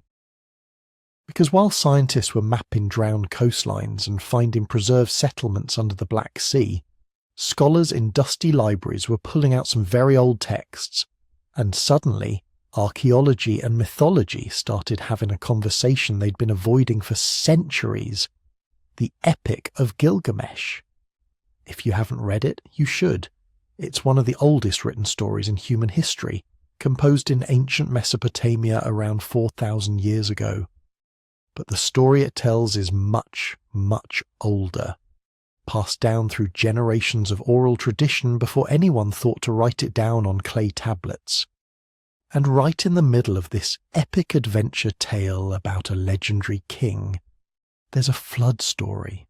Not just any flood, a catastrophic deluge that destroys the world. In the story, a man named Utnapishtim is warned by the gods that a great flood is coming. He's told to build a boat, a massive vessel sealed with pitch and tar. He's instructed to bring aboard his family, craftsmen to preserve essential skills, and animals, breeding pairs to repopulate the earth after the waters recede. The flood comes. It's described in vivid, terrifying detail. Water rising for 6 days and 7 nights. The storm so violent that even the gods are frightened by what they have unleashed. Everything drowns. Every city, every field, every living thing except what's on the boat. Then the waters recede. The boat comes to rest on a mountain. Utnapishtim sends out birds to test whether the land has dried. First a dove, which returns, then a swallow, which also returns. Finally a raven, which doesn't come back because it's found land. The world begins again. Sound familiar? It should. because the biblical story of Noah is essentially the same narrative, same basic structure, same key details, same theological purpose. One righteous man warned by the divine, one boat, one family, animals saved in pairs, birds sent out to test for land. The parallels are so exact that scholars have known for over a century that one story must have influenced the other, or more likely, both stories come from the same, much older source. But here's what nobody could explain. Where did the original story come from? Floods happen all the time. Rivers overflow, storms bring heavy rains. Why would one flood become the defining catastrophe story for dozens of cultures across thousands of years? Why would people remember it so vividly that they kept telling the story for millennia, adding religious meaning and moral lessons but always keeping the core details intact? Then geologists started reconstructing what happened at the Black Sea 7,600 years ago, and suddenly the story made sense. Not metaphorical sense, literal sense. Think about it. You're living in a farming village on the shore of a freshwater lake. Your people have been there for generations. The lake provides fish. The surrounding land is fertile. Life is good. Then one day you hear a sound, a distant roar that gets louder every hour. By evening you can see it on the horizon, a wall of water, not rising slowly like a normal flood, exploding across the landscape like something alive and angry. You grab what you can, your family, maybe some animals if there's time. You run. Behind you, the water is consuming everything. Your home, your fields, your entire world, disappearing under waves that don't stop coming, day after day after day. For months, maybe a year, the water keeps rising. The lake you knew becomes a sea.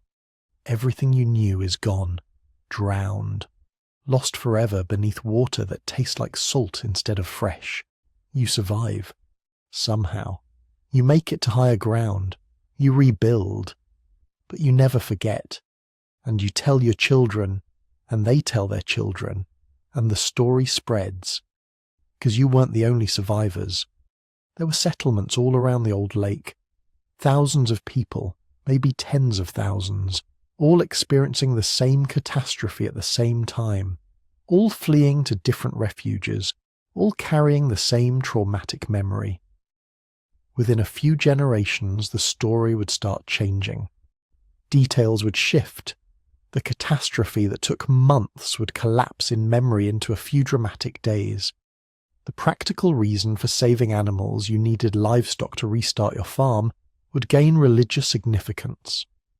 The refugees who escaped in boats would become a single heroic figure, one man wise enough to prepare. But the core would remain. The water came. The world drowned. Only those who got on boats survived. This is how traumatic events become mythology. And the Black Sea flood wasn't unique. It was just the most dramatic example in a region that experienced multiple catastrophic floods during the early Holocene. The Mediterranean basin has a complicated geological history. Sea levels were rising everywhere as the Ice Age ended. Glacial lakes were breaking through natural dams and flooding downstream valleys. Underground aquifers were collapsing, creating massive sinkholes that swallowed entire settlements. The same process that flooded the Black Sea happened at least twice before in the Mediterranean itself. Around 14,000 years ago, Lake Agassiz in North America burst through its ice dam and sent so much fresh water into the North Atlantic that it disrupted ocean currents and triggered a temporary return to Ice Age conditions. This event would have caused massive flooding around coastal communities in Europe and the Near East. Around 6,000 years ago, another catastrophic flood hit the region, when the Mediterranean broke through into what's now the Sahara Desert, filling a series of massive lakes that later dried up again. Evidence for this event comes from geological surveys showing ancient shorelines hundreds of miles inland from the current coast. Some researchers think the flooding of the Black Sea might have triggered a chain reaction. All that water pouring through the Bosphorus had to go somewhere. Sea levels in the Mediterranean would have risen slightly, maybe just a few inches, but enough to overflow river deltas and flood coastal settlements. The psychological impact would have been devastating. Communities that had lived by the sea for generations suddenly found their homes underwater, and unlike a river flood that recedes after a few days or weeks, these floods were permanent. The sea level wasn't going back down. Your land was gone forever. This helps explain why flood myths are so widespread. It's not that every culture experienced the exact same catastrophe. It's that every culture around the Mediterranean and Black Sea experienced related catastrophes during the same general period. Between 8,000 and 6,000 years ago, rising sea levels and geological instability created a perfect storm of flooding events. Each culture preserved its own version of the story, adding local details and cultural interpretations, but all remembering the same basic truth. The water came and took the old world away.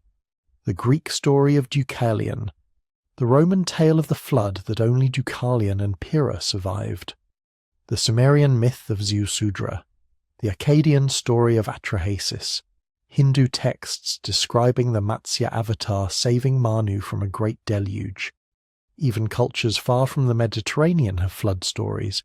The Aboriginal Australians have traditions of the sea rising and drowning coastal lands, which makes sense because the same post-Ice Age sea level rise that flooded the Black Sea also flooded vast areas of the Australian continental shelf.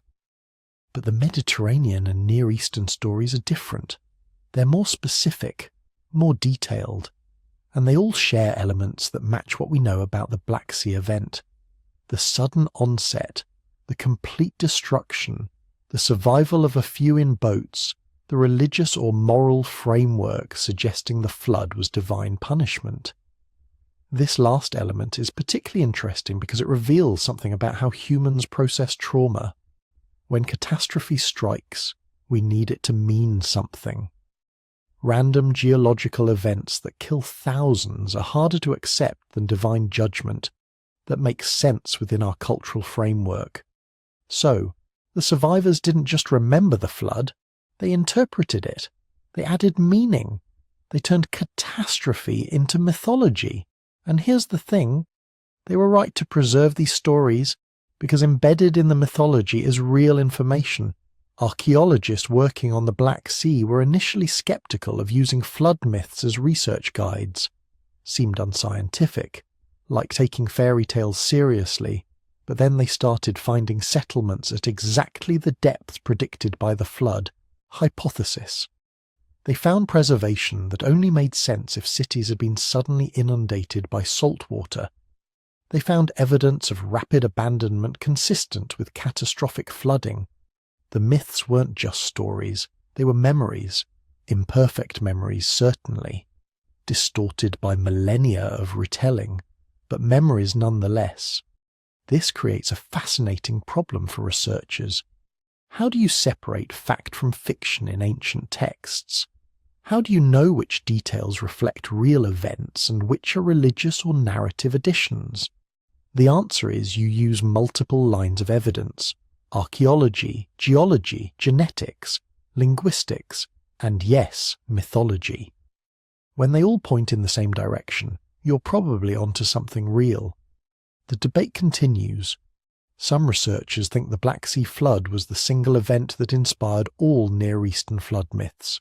Others argue for multiple floods contributing to a composite cultural memory. Some think we're over-interpreting coincidental similarities between unrelated stories. But the archaeological evidence from the Black Sea keeps getting stronger. Every expedition finds more preserved settlements, more evidence of sudden abandonment, more indications that something catastrophic happened there at exactly the time when flood myths start appearing in the historical record. What we're witnessing is the birth of historical memory, the moment when human societies became complex enough to preserve accurate information across dozens of generations. Not through writing, that came later, but through oral tradition, through stories told around fires, passed from grandparents to grandchildren, refined and retold until they took on the power of sacred texts. These weren't primitive peoples inventing fantasies. These were survivors preserving vital information about the dangers of their world, warning future generations that the sea could rise, that water could destroy everything, that preparation and respect for natural forces meant the difference between survival and extinction. And we're still telling the stories, still remembering, still fascinated by the idea that somewhere beneath the waves lies evidence of our ancestors' greatest catastrophe. The drowned cities of the Black Sea aren't just archaeological sites. They're proof that mythology isn't always myth. Sometimes it's history, traumatic, catastrophic, world-changing history that refused to be forgotten. But here's the thing about the Black Sea's drowned world. We've barely scratched the surface, or rather, barely scratched the sea floor. The sites discovered so far, the preserved ships, the submerged settlements, the ancient shorelines frozen in time, they're just the beginning. What lies beneath represents maybe 1%, possibly less, of what's actually down there. We're standing at the edge of the greatest archaeological frontier on Earth, and the tools we're developing to explore it are changing everything. Right now, as you're listening to this, engineers in laboratories across Europe and North America are designing the next generation of underwater archaeological robots. Not the clunky ROVs of the past, but autonomous AI-powered systems capable of mapping, analyzing, and even excavating submerged sites without direct human control. These machines use LIDAR, sonar, and photogrammetry simultaneously, creating three-dimensional models of underwater structures so detailed you can count individual stones in ancient walls. They can stay down for months at a time, powered by wave action or underwater currents, systematically surveying thousands of square miles of seafloor that would take human divers decades to explore.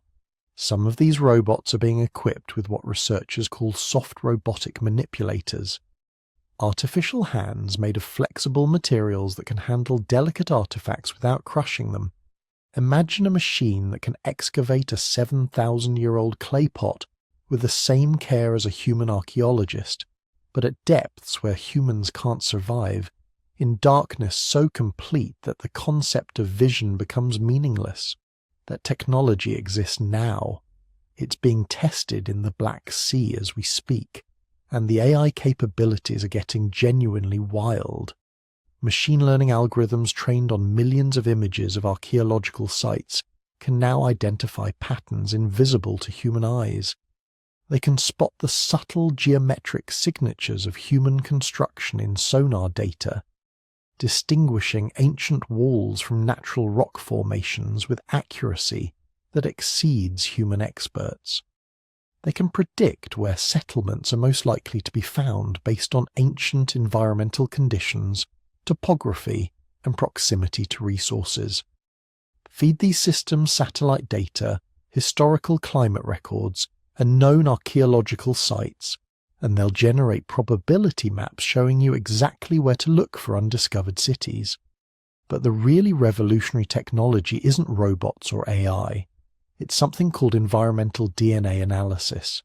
Scientists have figured out how to extract microscopic fragments of genetic material from seafloor sediments and use them to reconstruct ancient ecosystems.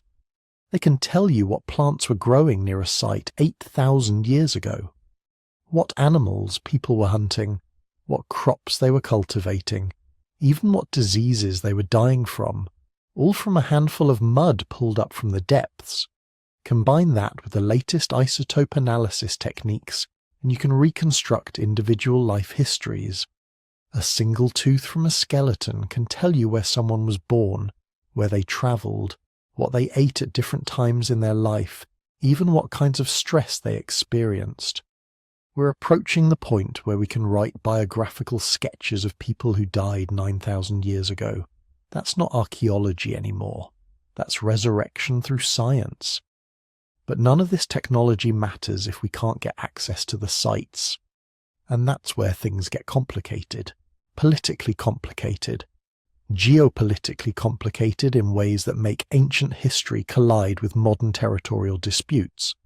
The Black Sea is surrounded by 6 countries: Turkey, Bulgaria, Romania, Ukraine, Russia, and Georgia. Each one claims territorial waters extending out from its coastline, and many of the most promising archaeological sites sit right on the boundaries between these zones, or worse, in contested waters where multiple countries claim jurisdiction. The tensions around Crimea aren't just about modern strategic interests. They're also about who controls access to some of the most significant underwater archaeological sites in the world. Russia's annexation of Crimea in 2014 didn't just shift political boundaries, it shifted archaeological control. Sites that Ukrainian researchers had been studying for years suddenly became inaccessible to them. Russian institutions took over the research, but international sanctions made it nearly impossible for them to collaborate with Western scientists. Potential discoveries get caught in bureaucratic tangles that have nothing to do with archaeology and everything to do with power politics. And it's not just Russia and Ukraine. Turkey controls the Bosphorus Strait, the only connection between the Black Sea and the Mediterranean. Any international research expedition has to pass through Turkish waters, navigate Turkish regulations, get Turkish permits. That gives Turkey enormous influence over who can research what and where. Sometimes that works in archaeology's favour. Turkey has protected certain sites from commercial exploitation. Other times it creates frustrating delays and access restrictions that slow research to a crawl.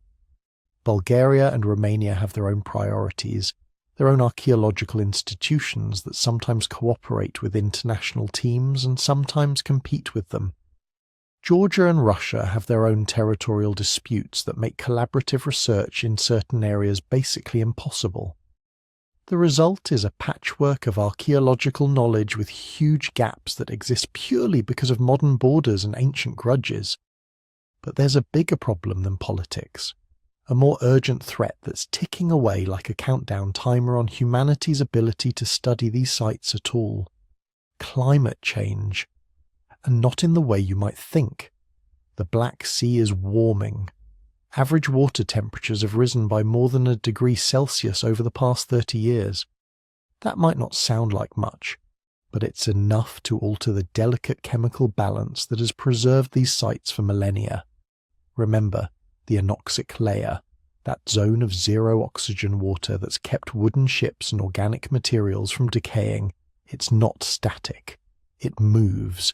It rises and falls based on temperature, salinity, and ocean currents. As the Black Sea warms, that boundary is shifting. In some areas, it's moving deeper, exposing sites that were preserved for thousands of years to oxygen-rich water for the first time since they were submerged. And once that happens, the decay clock starts ticking. Wooden structures that looked perfect last decade are beginning to show signs of deterioration. Ships that survived intact for 2,500 years are developing soft spots, structural weaknesses. Marine organisms that couldn't survive in the anoxic zone are moving into newly oxygenated areas, boring into timbers, colonizing artifacts, accelerating the destruction. We're literally watching preservation zones disappear in real time. And the warming isn't uniform, it's creating new currents, shifting sediment patterns, changing the way seafloor sediments accumulate and erode. Some sites are getting buried under fresh sediment which might actually protect them, but others are being eroded, exposed, scattered by currents that didn't exist a generation ago. Ancient walls are collapsing. Artifact layers are being stripped away and dispersed across the seafloor. Sea level rise compounds the problem. Not because it's flooding new areas, the Black Sea's level is controlled by the Bosphorus Strait, not global ocean levels.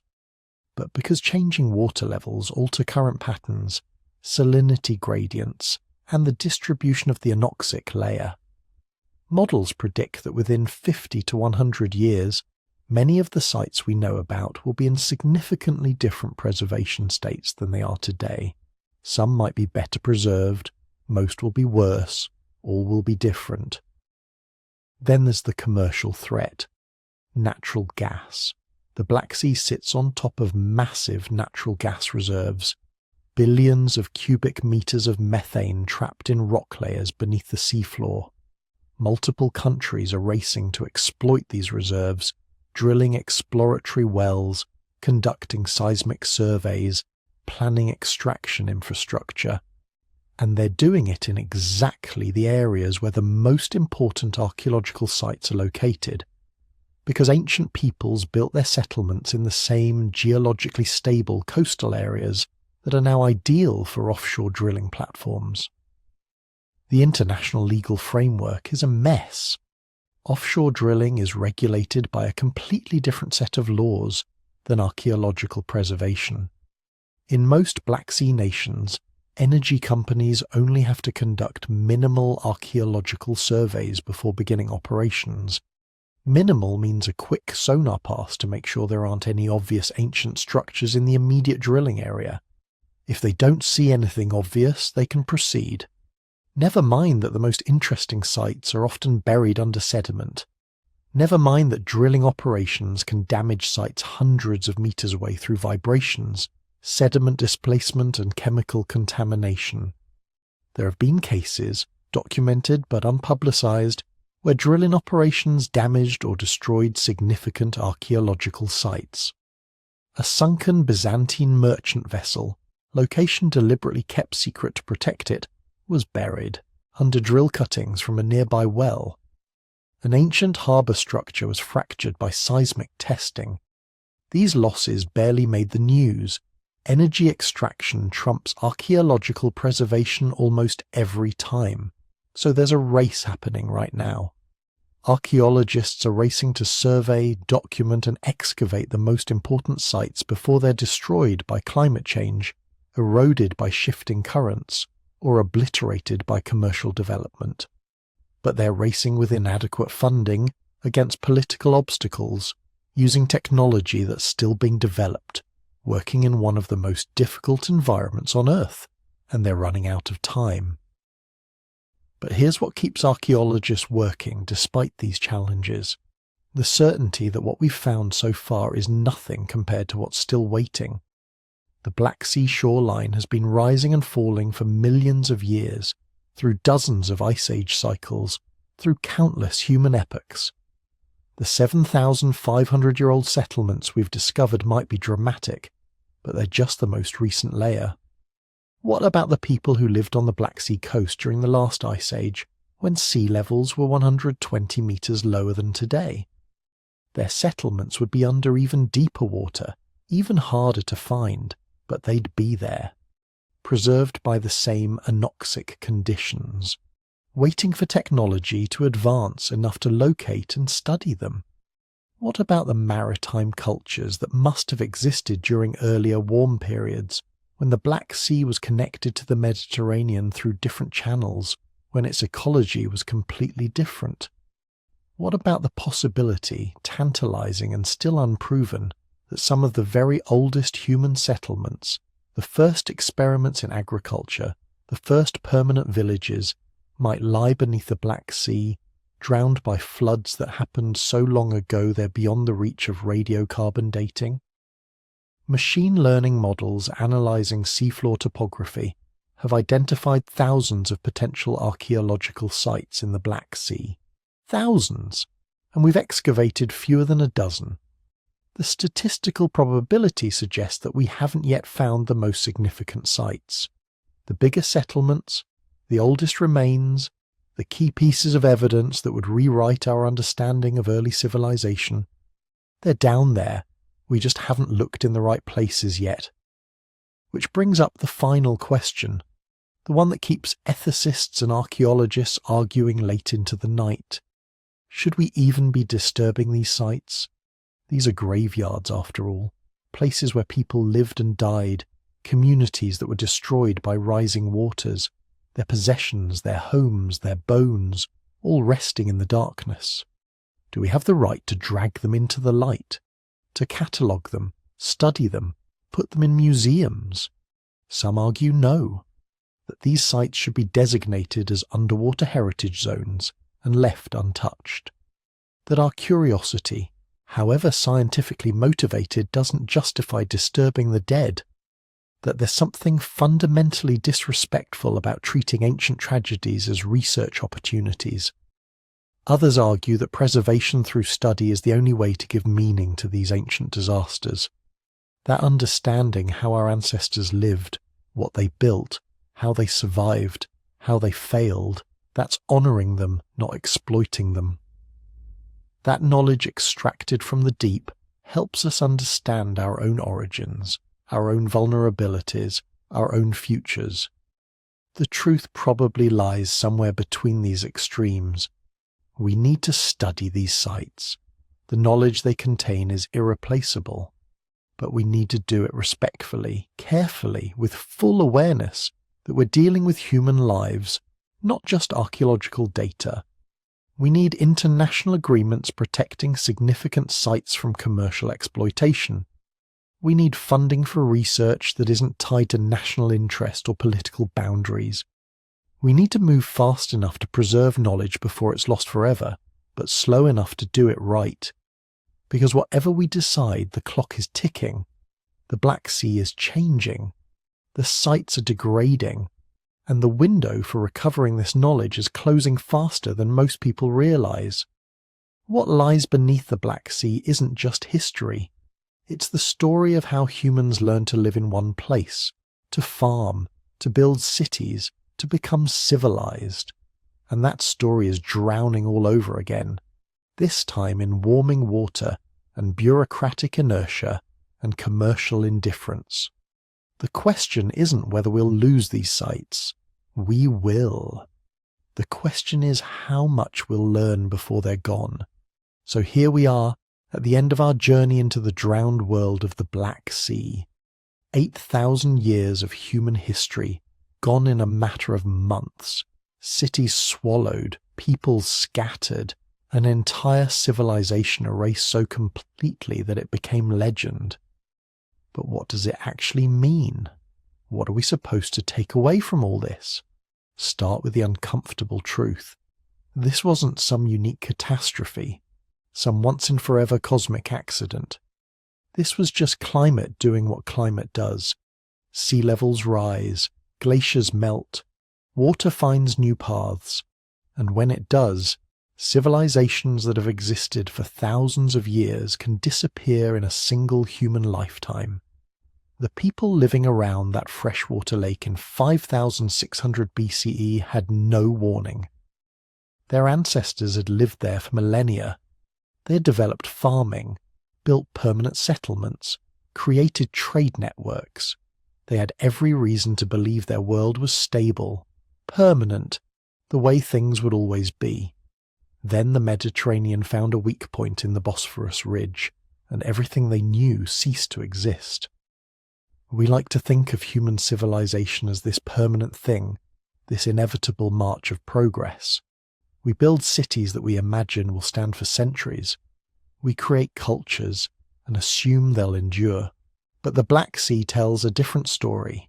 It says that everything we build exists at the mercy of forces vastly larger than ourselves. Those drowned cities aren't ancient history. They're a preview, a reminder that the ground beneath our feet, the coastlines we've built our cities on, the climate systems that make agriculture possible, none of it is guaranteed. None of it is permanent. But here's the thing. The flood destroyed a civilization, yes, but it didn't destroy the people. Most of them survived.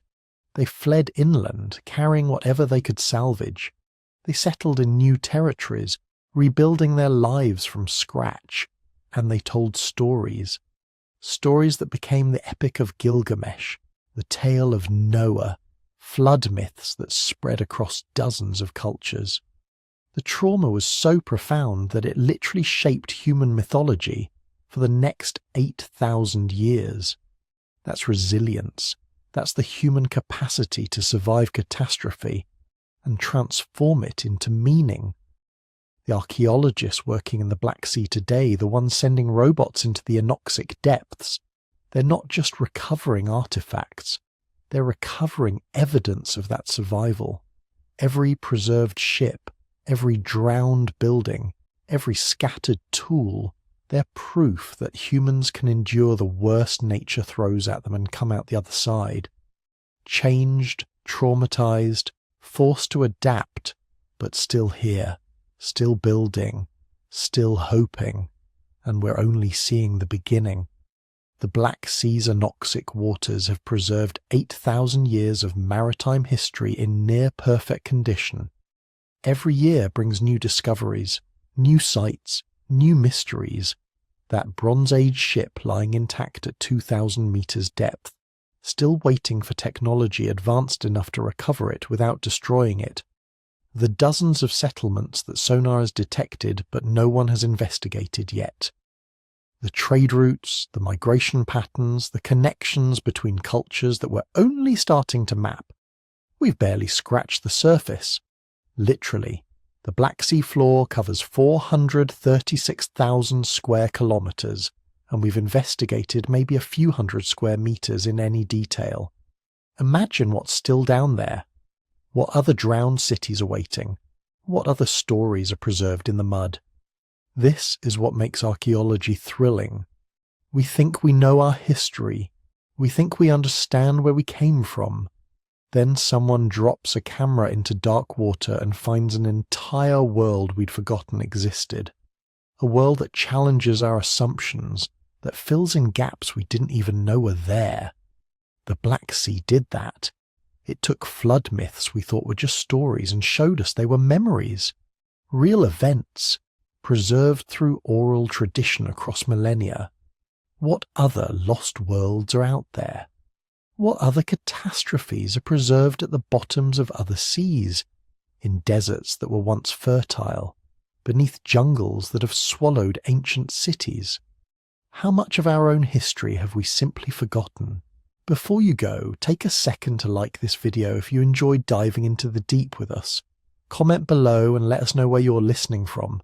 And if you want more stories of lost worlds and forgotten peoples, subscribe. There are so many more mysteries waiting to be explored. The drowned cities of the Black Sea aren't an ending. They're a beginning, a reminder that history isn't fixed, isn't complete. It's constantly being revised, constantly being discovered, and the more we learn about our past, the better we understand what we're capable of. Both the disasters we can survive and the worlds we can lose. Sleep well, and tomorrow, when you wake up, remember that beneath the waves, in the darkness, entire civilizations are waiting to tell their stories. All we have to do is listen,